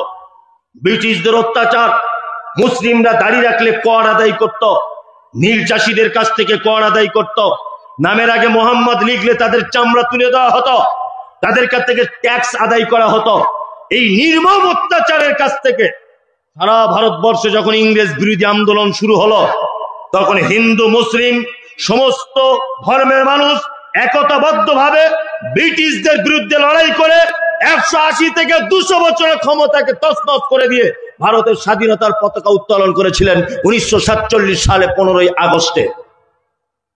তার মানে নরেন্দ্র মোদী সরকার তিনি জানেন যে ভারত স্বাধীনতা আন্দোলনে যেমন হিন্দু মুসলিম, একদিকে যেমন আশফাকুল্লাহ খান, আরেকদিকে যেমন তিতুমির, আরেকদিকে যেমন আপনার বাদল বিনয় প্রফুল্ল, আরেকদিকে ইসমাইল অমৃতসরী, মীর নিসার আলী, এরা যেমন ঐক্যবদ্ধভাবে হিন্দু মুসলিম দেশটাকে যেমন করে স্বাধীন করেছে, ঠিক তেমন 2025 সালে যদি হিন্দু মুসলিমকে যদি একত্রিত মিল মহাব্বতে যদি রাখা যায়, তাহলে আমি দেশের যে সর্বনাশ করেছি, আমার বিরুদ্ধে আন্দোলন করে আমাকেও এরা দেশ ছাড়া করবে। ওই জন্য নরেন্দ্র মোদীর একটাই চালাকি, হিন্দু মুসলমান এক হতে দেওয়া যাবে না। সব সময় ঝামেলা লাগিয়ে রাখতে হবে যাতে এরা এক না হয়ে যায়। জানে এক হয়ে গেলে আমারও পাছার চামড়া তুলে দিবে, বাংলাদেশের মতো অবস্থা করবে, নেপালের মতো অবস্থা করবে। কি বলছে বুঝতে পারছে না? নিয়ে কি করবে? মুসলমানের সঙ্গে বারবার দাঙ্গা লাগাবার জন্য বারবার শেষে আর কিছুই খুঁজে পেল না, আইলা মোহাম্মদ লিখে কিছু ছেলেকে অ্যারেস্ট করে দেয়। আর মুসলমানরা গোপাল ভাঁড় বোঝে না তো, মাথায় মগজ নেই। এরা একদম যুবক ছেলেরা খেপে গেল, আমাদের নবীর নাম লিখেছে বলে অ্যারেস্ট করা হয়েছে, দাঁড়া তোর ব্যবস্থা করছি। রাস্তাঘাটে সব জায়গায় দেখছি আইলা মোহাম্মদের ফেস্টুন টাঙানো আছে। কে বলেছে? বোকা ছেলে। আইলা মোহাম্মদ বলে যাদের অ্যারেস্ট করা হয়েছে একজনা মুসলমান নয়, সব আরএসএস এর লোক, সব আরএসএস এর লোক। এটা হিন্দু মুসলিম সাম্প্রদায়িক দাঙ্গা লাগাবার একটা বড় মাধ্যম। সোশ্যাল মিডিয়া দেখছেন না, সব আরএসএস এর লোক। এগুলো বিজেপির চালাকি, যে 10 জনকে আইলা মোহাম্মদ লিখে রাস্তায় ছাড়, ওদেরকে অ্যারেস্ট কর, মুসলমানরা খেপে যাক, এই সুযোগে মারতে সুবিধা হবে। কি বলছি বুঝতে পারছেন না? চক্রান্ত। তারপরে চক্রান্ত শুরু হয়ে গেল। কি চক্রান্ত শুরু হলো? না, চক্রান্ত শুরু হয়ে গেল এসআইআর করে দিতে হবে, যে মালগুলোকে যারা এসছে বাইরে থেকে সব পার করে দিতে হবে। এখন আল্লাহ চক্রান্ত তো বড় চক্রান্ত, তাই না? এই যে শুভেন্দু অধিকারী, শুভেন্দু অধিকারীর চামার, এই চামারের বেটা খুব বড় বড় লেকচার মারছিল। মেদিনীপুরে 250 পরিবারের নাম বাদ চলে গেছে, একজনা মুসলিম নয়, সব হিন্দু। না ঠালা সামলাও। বিহারে 4 লক্ষ লোকের নাম বাদ চলে গেছে, 4 লক্ষ, 3 জন রোহিঙ্গা, 78 জন মাত্র মুসলিম। তাও এই 78 জন বাংলাদেশের নয়। আসলে মুসলমানদের নাম তো অনেক খাতারনাক। মোহাম্মদ মশিয়া রহমান সরকার, এত বড় নাম লিখবে কে? কে লিখবে এত বড় নাম? এই নাম লেখাতে গন্ডগোল হয়ে গিয়ে বাংলাদেশি বলে এখন হয়ে যাচ্ছে। কি বলছি বুঝতে পারছেন না? আমরা বাংলাদেশি, আমরা এসআইআর দিয়ে প্রমাণ করবো আমরা দেশের নাগরিক কিনা। আমরা 2002 সালের ভোটার লিস্টের আমার বাপের নাম দেখে আমাদের প্রমাণ করতে হবে? আর আমরাই এদেশের নাগরিক। এসআইআর এর 2002 কাগজ দূরের কথা, আমার দাদুর কবরের লাশ তুলে ডিএনএ টেস্ট করে দেখো আমি এদেশের নাগরিক না, নাগরিক কিনা, তাও আমরা প্রমাণ দিতে পারবো। তোমরা এসেছো ওই দেশ থেকে, এখন ওই জন্য অসীম সরকার তোমার ভাষা ঠিক হয়নি। শুভেন্দু অধিকারী, তুমি তো নিজে বলেছো আমার মা বাংলাদেশের লোক, তুমি তো নিজে বলছো। ভয় করবেন না, চিন্তা করবেন না, এসআইআর হবে না। আমি মমতাজুল ইসলাম এটা বলে দিয়ে গেলাম। যদি বলছেন এই এত বড় কথা আপনি বললেন, এ হবে যা সব ভুয়ো। এই বিহারে ভোট শুরু হয়েছে, হ্যাঁ, বিহারের ভোটের পরেই দেখবেন স্বরাষ্ট্রমন্ত্রী অমিত শাহ বলে দেবে এসআইআর করে লাভ নেই, কারণ উল্টো বুঝিল রাম। যাদের জন্য গর্ত খুঁড়েছিল মুসলমানদের জন্য, এখন ওই গর্ত সব পড়ছে ওরা। এই জন্য বলবো সবার করে লাভ নেই, দেখে নেবেন কিছুদিন পরে ঘোষণা করবে, অপেক্ষা করুন। চিন্তা করার কোনো বিষয় নেই, আর আপনারা চিন্তিত হবেন না। আমি যে কথা বলছিলাম যে আল্লাহর নবী কোরআন যারা শেখে তাদেরকে ভালো বলেছেন, এটা কেউ বুঝতে পারলো না, নরেন্দ্র মোদী বুঝতে পেরেছে। তার একটা প্রমাণ আপনাদেরকে বলি। সরকারি পক্ষ সর্বক্ষণ দেখবেন মাদ্রাসা মসজিদ ভেঙে দেওয়ার জন্য সবসময় রেডি, তাই না? মাদ্রাসা ভেঙে দেওয়ার জন্য চক্রান্ত করছে না? করছে। আর কিছুদিন আগে বক্তব্য রাখছিলেন একজন অমানুষ, নাম বলবো না, মানে মানুষের রক্তর গায়ে মনে হয় না, বক্তব্য রাখতে রাখতে বলছে যে মাদ্রাসা থেকে আরবি শিক্ষাটা তুলে দিলে হয় না? ভালো করে বুঝবেন, কোরআন আর পড়িয়ে লাভ কি? পশ্চিমবাংলায় এখানে তো কোরআনের কোনো ভ্যাকান্সি নেই, আরবিকের তো ভ্যাকান্সি কিছু নেই, এখানে তো এদেশে আরবিক চলে না, আরবিটা তুলে দিলেই হয়। আমি পাল্টা কলকাতা রানী রাসমণি রোডে ওর বিরুদ্ধে বক্তব্য দিয়ে এসেছি, যখন ওয়াকফ বিল যখন পরিবর্তনের হয়।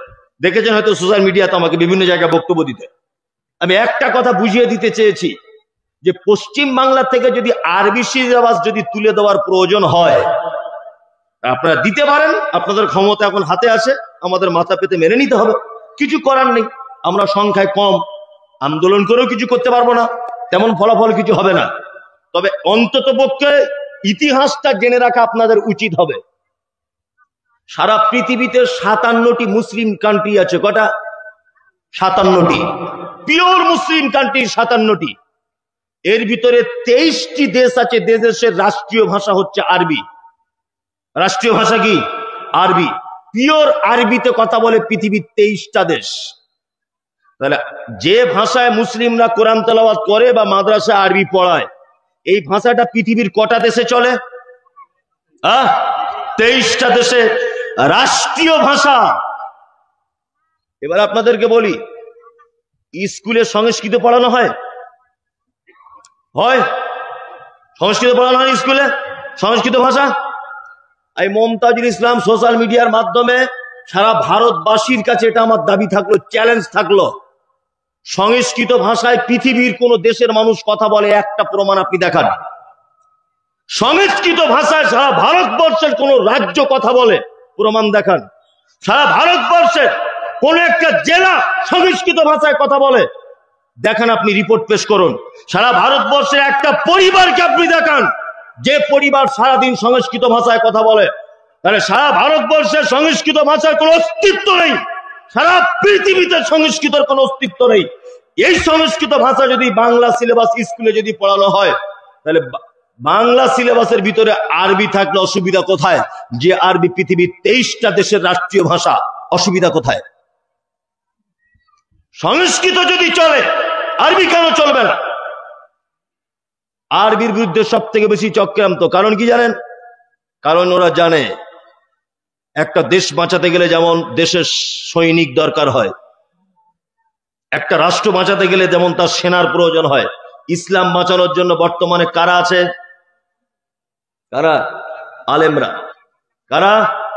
আলেমরা হচ্ছে ইসলামের সৈনিক। আর এই সৈনিক তৈরি হয় কোথায়? মাদ্রাসা। ওই জন্য নরেন্দ্র মোদী বুঝতে পেরেছে যে সৈনিক তৈরি হবার কারখানাগুলো আগে ভাঙতে হবে, তাহলে ইসলামটাকে শেষ করা যাবে। কি বলছি বুঝতে পারছেন না? হ্যাঁ, ডাক্তার জাকির নায়েক কারুর বইয়ের সঙ্গে রাতের বেলা গলা ধরে শুয়েছিল? ডাক্তার জাকির নায়েক কারুর মেয়ের ওন্না ধরে টেনেছে? তো ওকে দেশ ছাড়তে হলো কেন? দেশের বড় বড় চোর, পাঞ্জাব ব্যাংকের 11,000 কোটি টাকা চুরি করে নিয়ে চলে গেল নীরব মোদী, সে দেশে বসবাস করবে। আসারাম বাপু আশ্রমে অজস্র নারীদেরকে ধর্ষণ করলো, সে দেশের মাটিতে থাকবে? জাকির নায়েক চলে গেল কেন? ও কোন অপরাধে চলে গেল, দেশ ছাড়তে হলো? কারণ কি?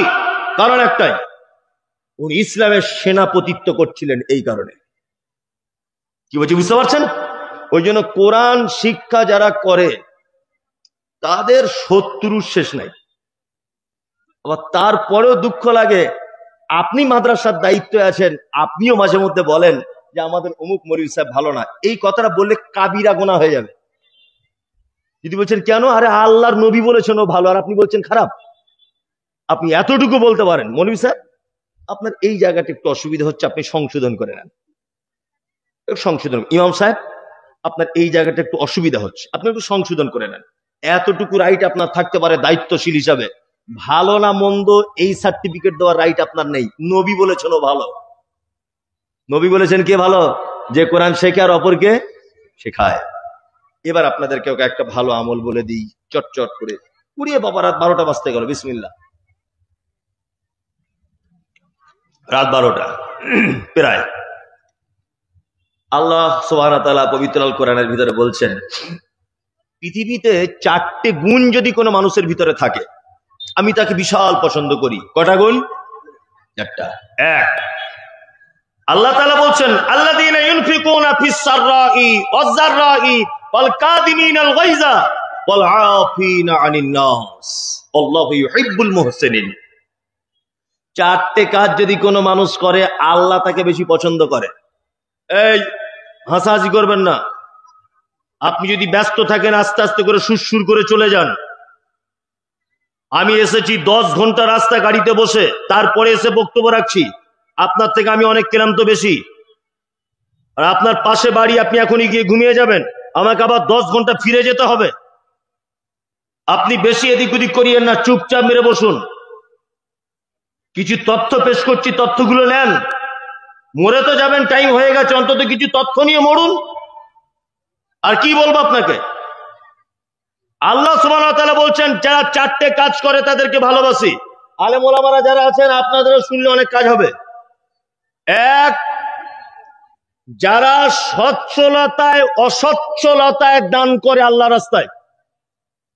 এই যে দানের বক্তব্য দেওয়ার স্পেশাল বক্তা আছে, ও দানের ভালো বক্তব্য দিতে পারে।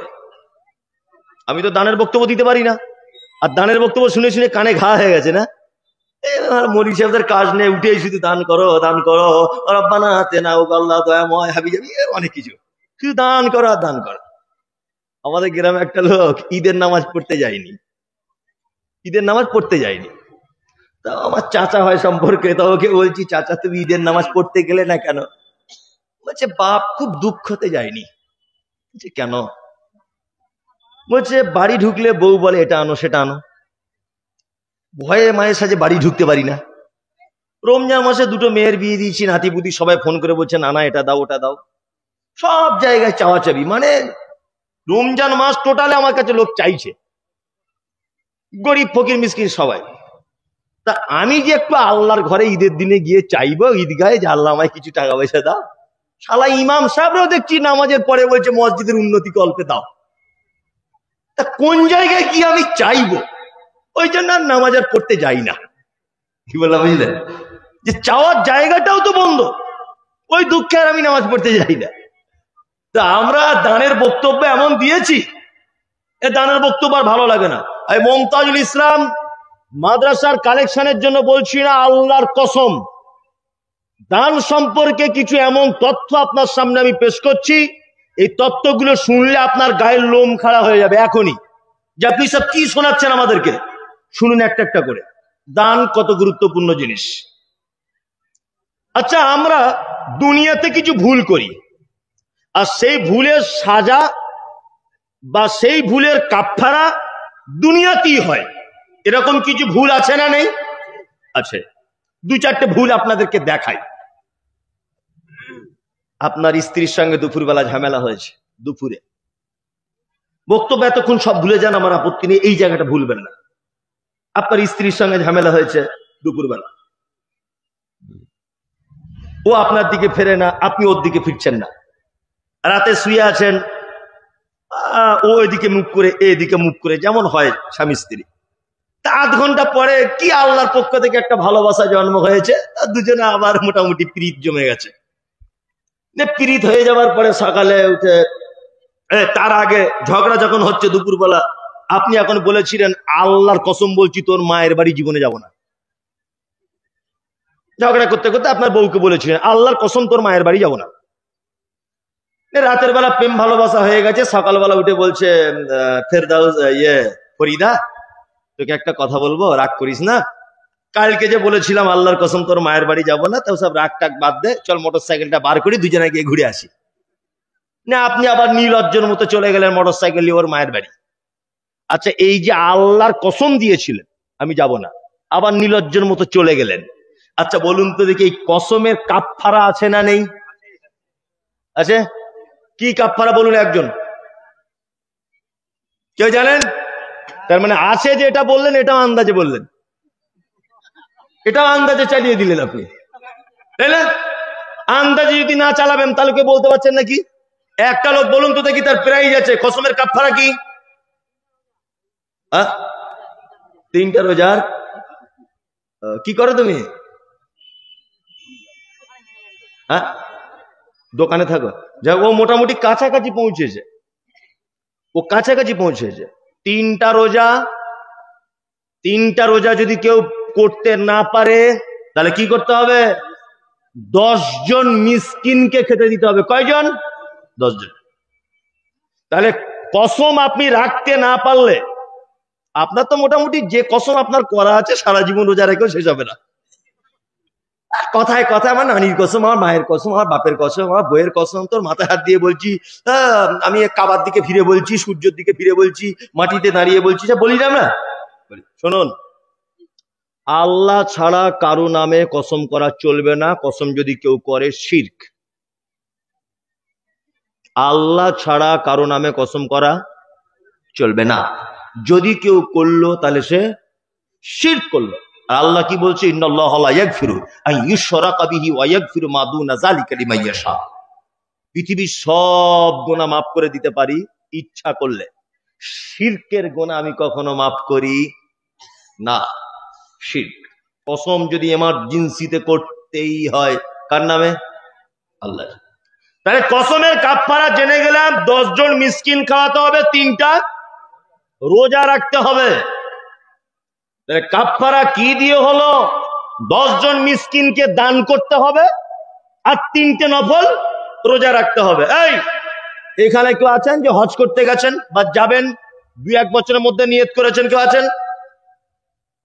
2-4 বছরের নিয়ত আছে হজে যাবার? নাই।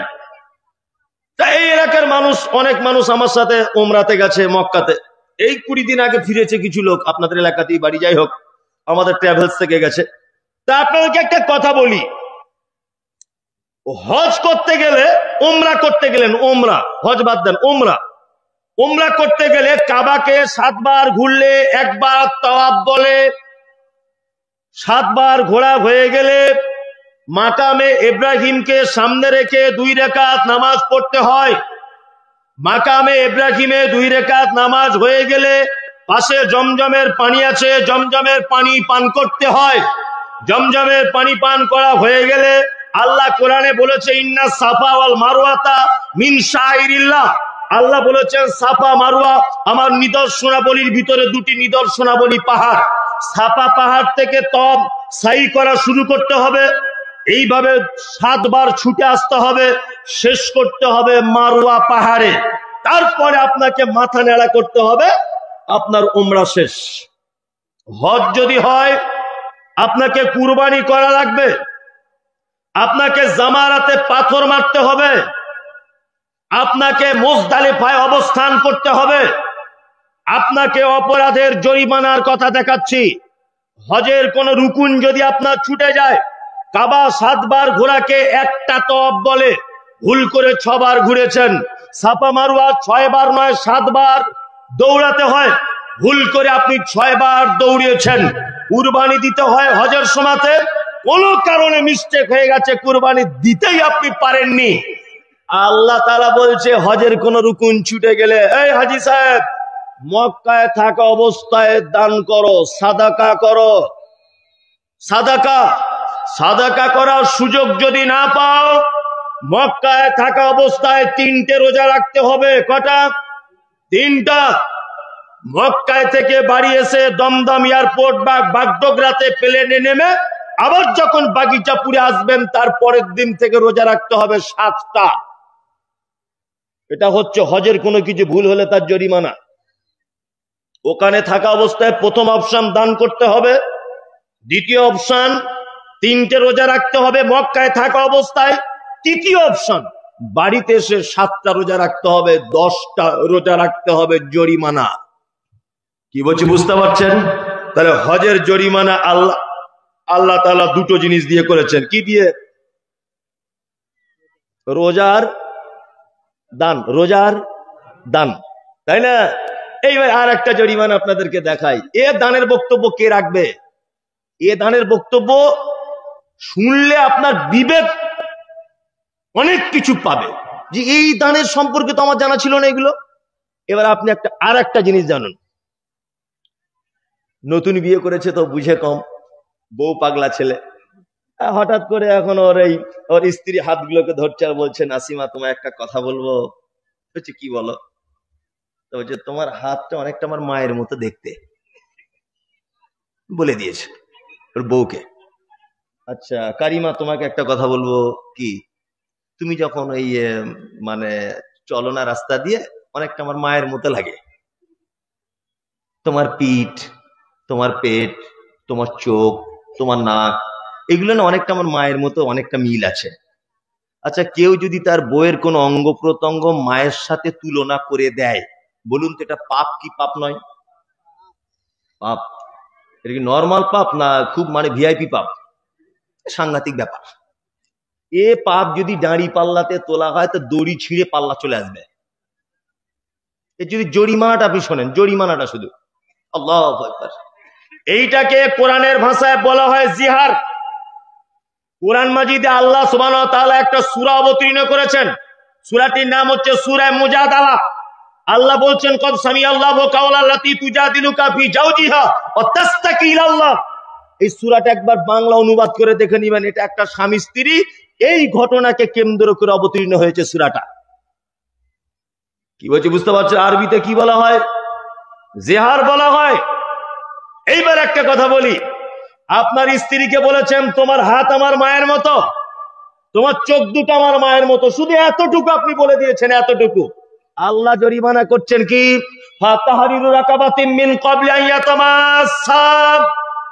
নিজের টাকা দিয়ে একটা গোলাম কিনে আজাদ করো, তারপর বইয়ের গায়ে হাত দাও, তার আগে নয়। নিজের টাকা দিয়ে গোলাম কিনে আজাদ করতে হবে, তারপরে স্ত্রী গায়ে হাত দিতে হবে।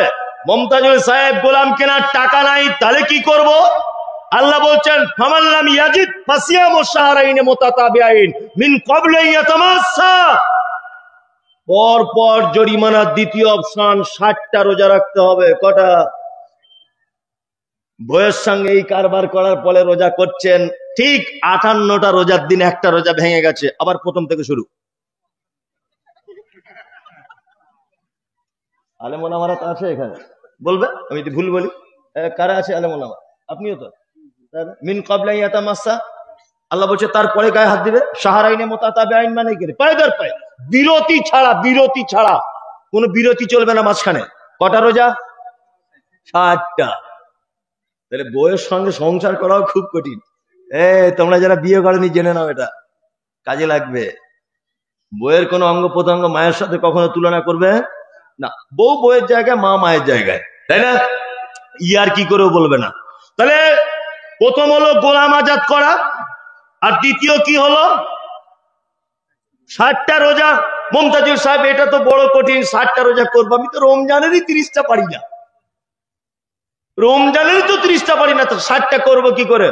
আল্লাহ আবার তৃতীয় অপশন দিচ্ছেন, ফাইলাম ইয়াস্তাতি ফাইতামু সিত্তিনা মিসকিন। তৃতীয় অপশন হচ্ছে 60 জন মিসকিনকে খেতে দাও। কতজন? 60 জন ফকিরকে খেতে দিতে, মিসকিনকে খেতে দিতে হবে, দান সাদকা করতে হবে। কতজনকে? 60 জন। আপনাকে আমি যে 3টে ভুলের জরিমানা দেখালাম, এই ভুলের জরিমানাগুলো বেশিরভাগ কি দিয়ে? দান বা সাদকা, তাই না? সাদকার সিয়াম, রোজা। তার মানে বুঝতে পারা যাচ্ছে অত্তর হাদিস এবং কোরআন থেকে যে আল্লাহ কোন মানুষকে সব থেকে বেশি যে পদ্ধতিতে ক্ষমা করেন, দানের মাধ্যমে ক্ষমা করেন, তাই না? আল্লাহর নবী কি বলছেন? আল্লাহর নবী বলছেন ইত্তাকুল্লাহ, তোমরা জাহান্নাম থেকে বাঁচো, ওয়ালাউ বিশিক্কি তামারিন, কিছুই নেই জাহান্নাম থেকে বাঁচা। এই খাজুর খাচ্ছিলে, খাজুর খাজুর খেতে খেতে যদি একটা খাজুরের টুকরো তোমার হাতে যদি অবশিষ্ট থাকে, ওইটাকেও তুমি আল্লাহর রাস্তায় দান করো, তার বিনিময়ে তুমি জাহান্নাম থেকে বাঁচো। তাহলে জাহান্নাম থেকে বাঁচার একেবারে শেষ উপায় কি হলো? খাজুরের টুকরা দিয়ে হলো জাহান্নাম থেকে বাঁচতে হবে। এইবার আপনাকে আর একটা কথা আপনাকে বলি, এই আপনাদের পাড়া গ্রামে যখন কোনো লোক মারা যায়, মারা যাওয়ার আগে 2-4 মিনিট আগে কি করে? কি করে? তার বড় বেটা আছে, এসে একটু পানি নিয়ে চামচে করে বলে, আব্বা একটু একটু শেষ পানিটা খাও, বলে না?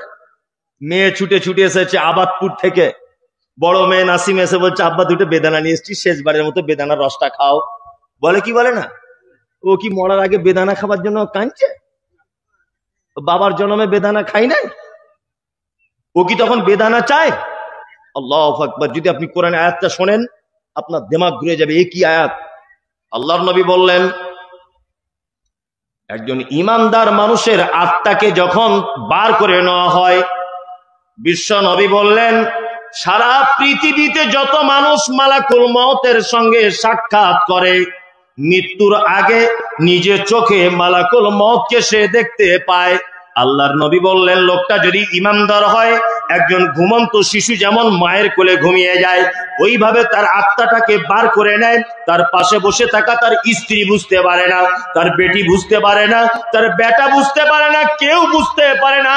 ওই জন্য দেখতে পাবেন কিছু লোক গল্প করতে করতে মারা গেল, কিছু লোক হাসতে হাসতে চলে গেল। আল্লাহর নবী বলছেন এই লোকটার হলো ভালো মৃত্যু।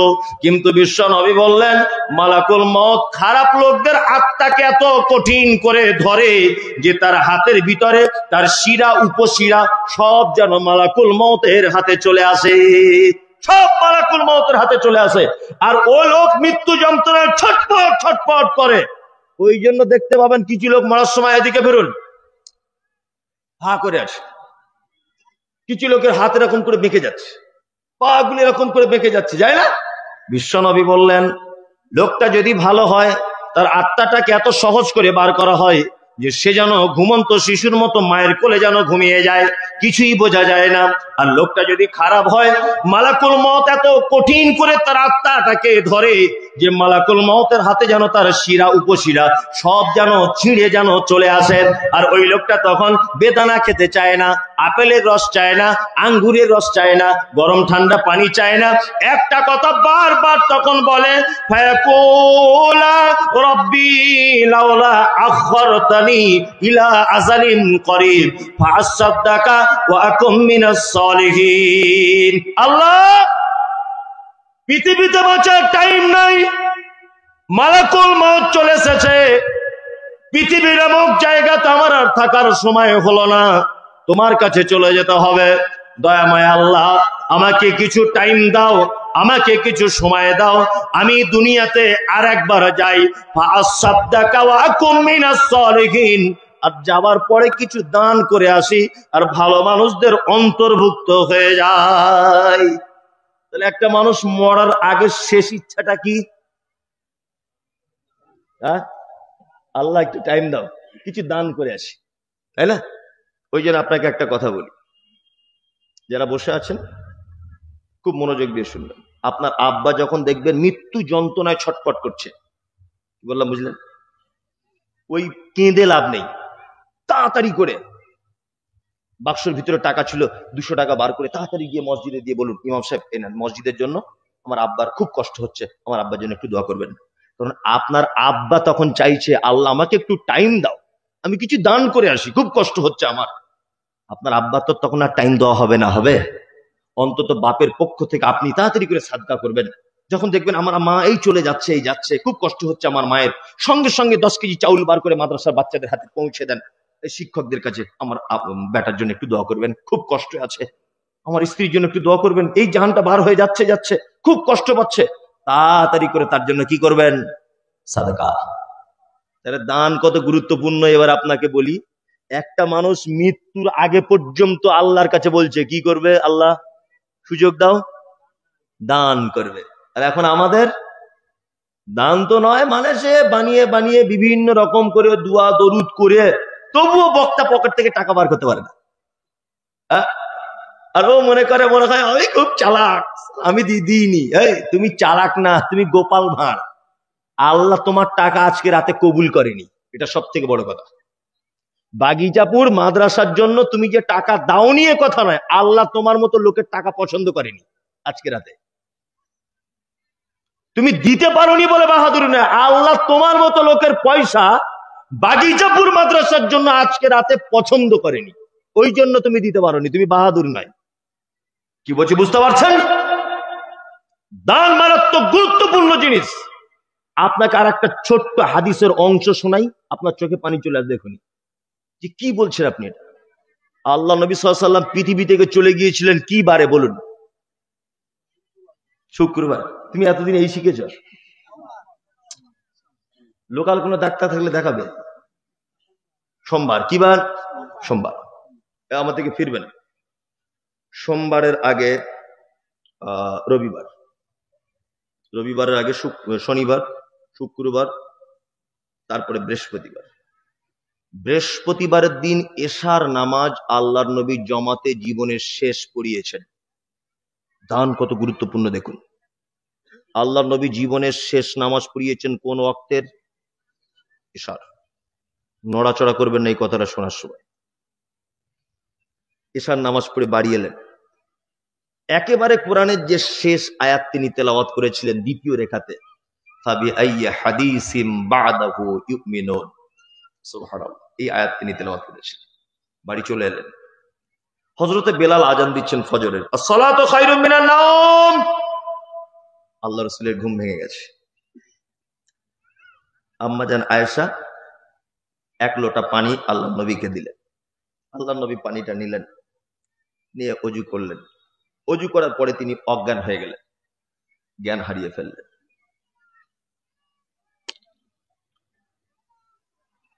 আম্মাজান আয়েশা আল্লাহ রাসূলকে তোলার চেষ্টা করলেন, তিনি উঠতে পারলেন না। কিছু সময় পর আল্লাহ নবী সাল্লাল্লাহু আলাইহি ওয়াসাল্লামের হুঁশ চলে এলো। আম্মাজান আয়েশা আবার আল্লাহ নবীকে পানি দিলেন, ওযু করলেন।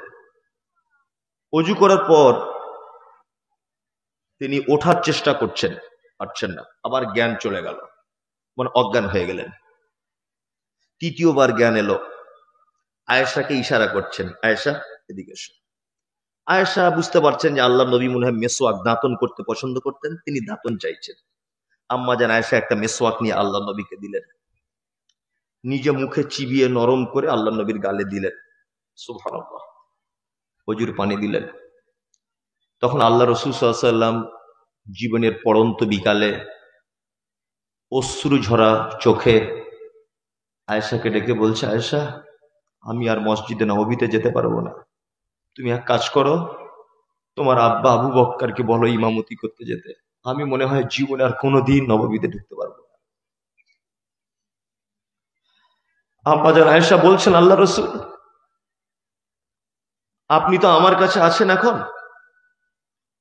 আর আমার আব্বাকে আপনি ইমামতি করতে যেতে বলছেন। অন্যান্য স্ত্রীরা ভাববে যে আমি হয়তো আপনাকে শিখিয়ে দিয়েছি, আমার আব্বা ইমামতি করুক। তা আমার আব্বাকে বাদ দিয়ে অন্য কানো সাহাবীকে বললে হতো না?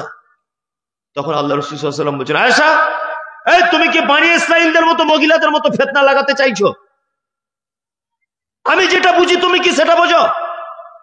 পৃথিবীতে যদি কাউকে আমি বন্ধু রূপে গ্রহণ করতাম, তোমার আব্বা আবু বক্করকে করতাম।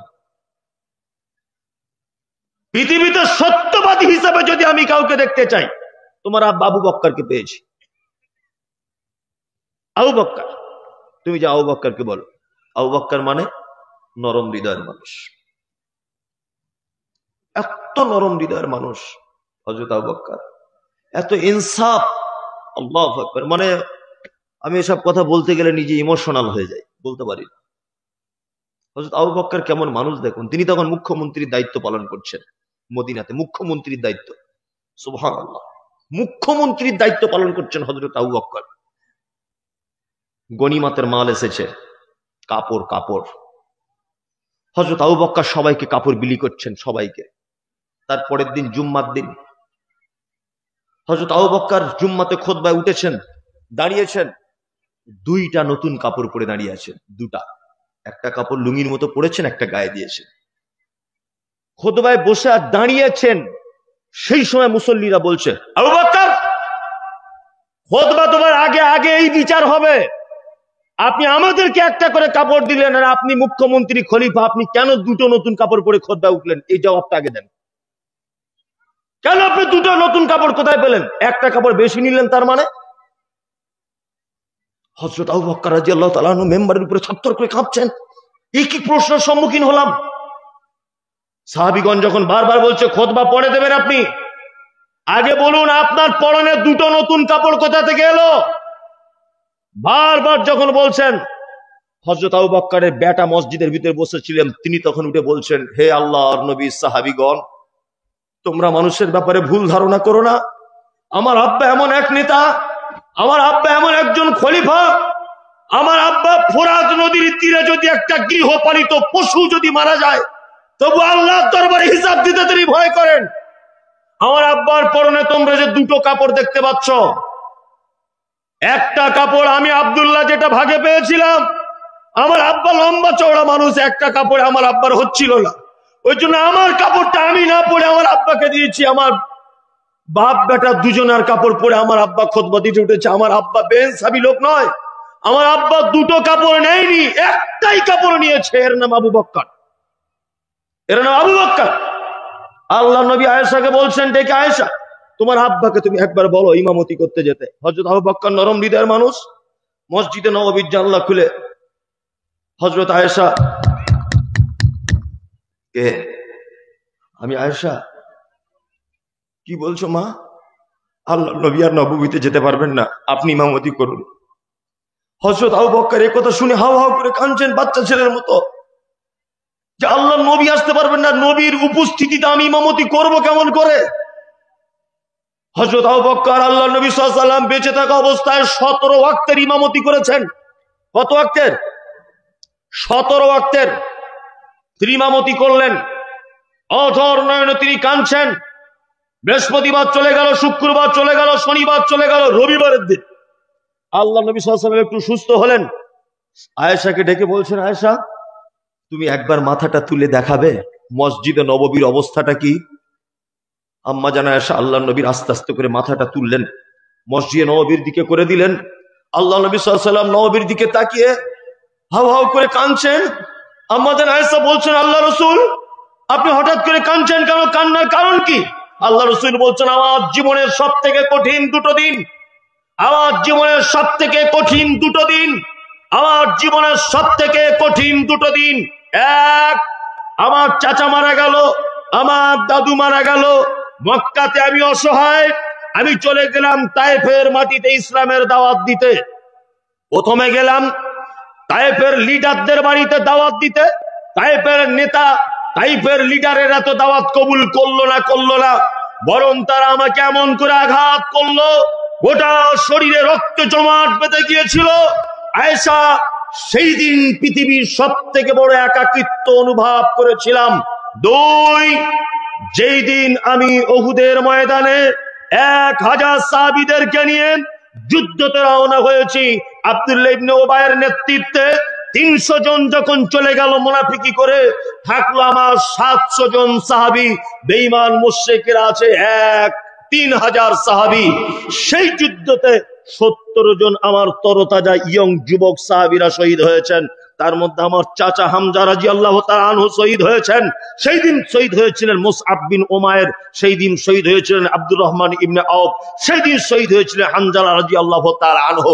বিখ্যাত বিখ্যাত সাহাবীরা সেই দিন সব তারা আল্লাহর ডাকে সাড়া দিয়েছে। সেই দিন বড় অসহায় মনে হয়েছিল। আয়েশা শোনো, আজকে যে আমি কাঁদছি, সেই উহুদের ময়দানে দাঁত ভাঙার কারণে, সেই তায়েফের মাটিতে রক্তাক্ত অবস্থায় হওয়ার পরেও আজকে যে আমার অনুপস্থিতিতে নববীতে জমাতে নামাজ হচ্ছে, এটা আমি সব থেকে বেশি আনন্দে কাঁদছি আয়েশা। আল্লাহ নবী সাল্লাল্লাহু আলাইহি ওয়াসাল্লাম বললেন, আয়েশা দুজনকে ডাকো না, দুজনকে ডাকো, আমি একটু নববীতে যাই। দান কত গুরুত্বপূর্ণ এটা বোঝানোর জন্য হাদিসটা বলছি আপনাকে। আম্মাজান আয়েশা সিদ্দিকা রাদিয়াল্লাহু তাআলা আনহা দুইজন সাহাবীকে ডাকলেন। আল্লাহ নবী দুজনের কাঁধে হাত দিলেন। মসজিদে নববীতে ঢুকছেন নবীজি। আবু বকর তখন ইমামতি করছেন দ্বিতীয় রেকাতে জোহরের নামাজের। মনে রাখবেন এটা, জোহরের দ্বিতীয় রেকাত ইমামতি করছেন কে? আবু বকর রাদিয়াল্লাহু তাআলা আনহু। আল্লাহর নবী এবার একটা এখানে কথা বলি, আমি যতই নামাজ পড়ি পিছন দিকে যদি দুটো লোক হেঁটে হেঁটে যায়, আচ্ছা বলুন তো দেখি এই দুটো লোকের পায়ের আওয়াজ একটু অনুভব করা যায় কি যায় না? হযরত আবু বকর অনুভব করতে পারলেন। আল্লাহর নবী কাঁধে ভর দিয়ে মসজিদে আসছেন, হযরত আবু বকর পিছনে চলে আসার চিন্তা ভাবনা করলেন। আল্লাহর নবী জোর গলাতে বলছেন, আবু বকর ওইখানেই তুমি দাঁড়াও, ওইখানেই দাঁড়াও। আল্লাহর নবীকে নিয়ে যাওয়া হলো। এই যে আবু বকর দাঁড়িয়ে আছে, আবু বকরের বাম দিকে বসানো হলো আল্লাহর নবীকে। আবু বকরের বাম দিকে যদি আল্লাহর নবী হয়, তাহলে আল্লাহর নবীর কোন দিকে আবু বকর হলো? বুঝে বলুন, আবু বকরের বাম দিকে যদি আল্লাহর নবী হয়, নবীর কোন দিকে আবু বকর? ডান দিকে। এইখানে একটা মাসালা জেনে নেন, নামাজ পড়তে পড়তে ইমাম পরিবর্তন হয়ে গেল। আল্লাহর নবী হলেন ইমাম, সঙ্গে সঙ্গে মুকাব্বির হয়ে গেলেন হযরত আবু বকর সিদ্দিক রাদিয়াল্লাহু তাআলা আনহু। পৃথিবীর প্রথম মুকাব্বির হযরত আবু বকর। এখান থেকে আর একটা ফতোয়া নিতে পারেন, ইমাম অসুস্থ হলে প্রয়োজনে বসে নামাজ পড়াতে পারে। ইমামের গলার সমস্যা, কথা বলতে পারছে না, গলা বসে গেছে, অন্যজন মুকাব্বির হতে পারে, কোনো সমস্যা নেই, কোনো সমস্যা নেই। এবার নামাজ পড়ানো হয়ে গেল। দানের ব্যাপারে গুরুত্ব বোঝানোর জন্য হাদিসটা বলছি। আল্লাহ নবী সাল্লাল্লাহু আলাইহি ওয়াসাল্লাম ফিরে এলেন দুইজন সাহাবীর কাঁধে হাত দিয়ে। ফিরত এসে আয়েশাকে ডেকে বলছেন, আয়েশা বলো তো বাড়িতে কি কোনো সম্পদ আছে? আয়েশা বলো বাড়িতে কি কোনো সম্পদ আছে?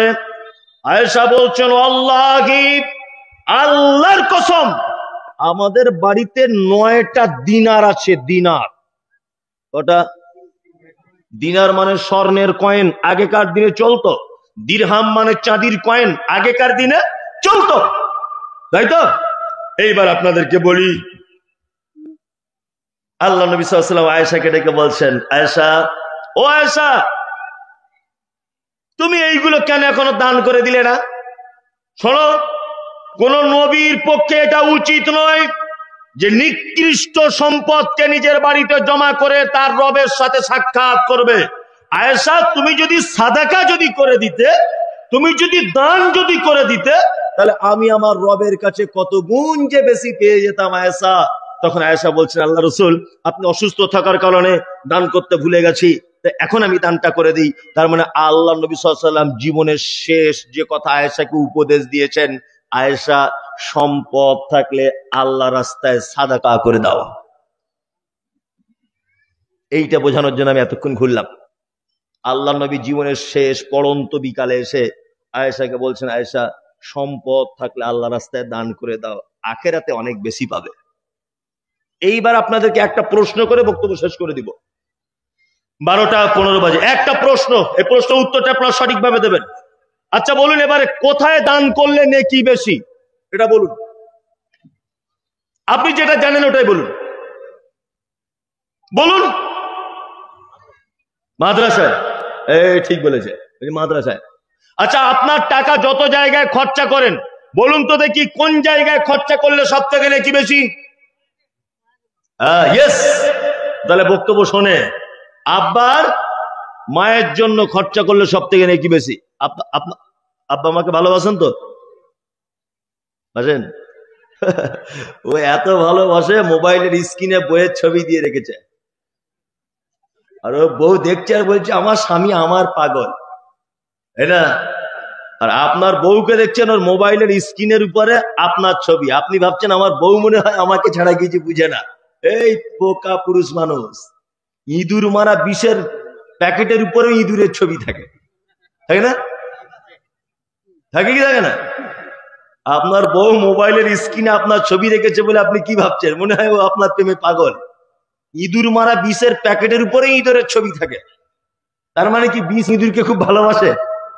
হ্যাঁ, তার মানে মরণ ফাঁদ এটা। কি বলছি বুঝতে পারছেন? শুনুন, পৃথিবীতে সব থেকে ভালোবাসে আব্বা মা। আপনি আপনার আব্বা মাকে ভালোবাসেন?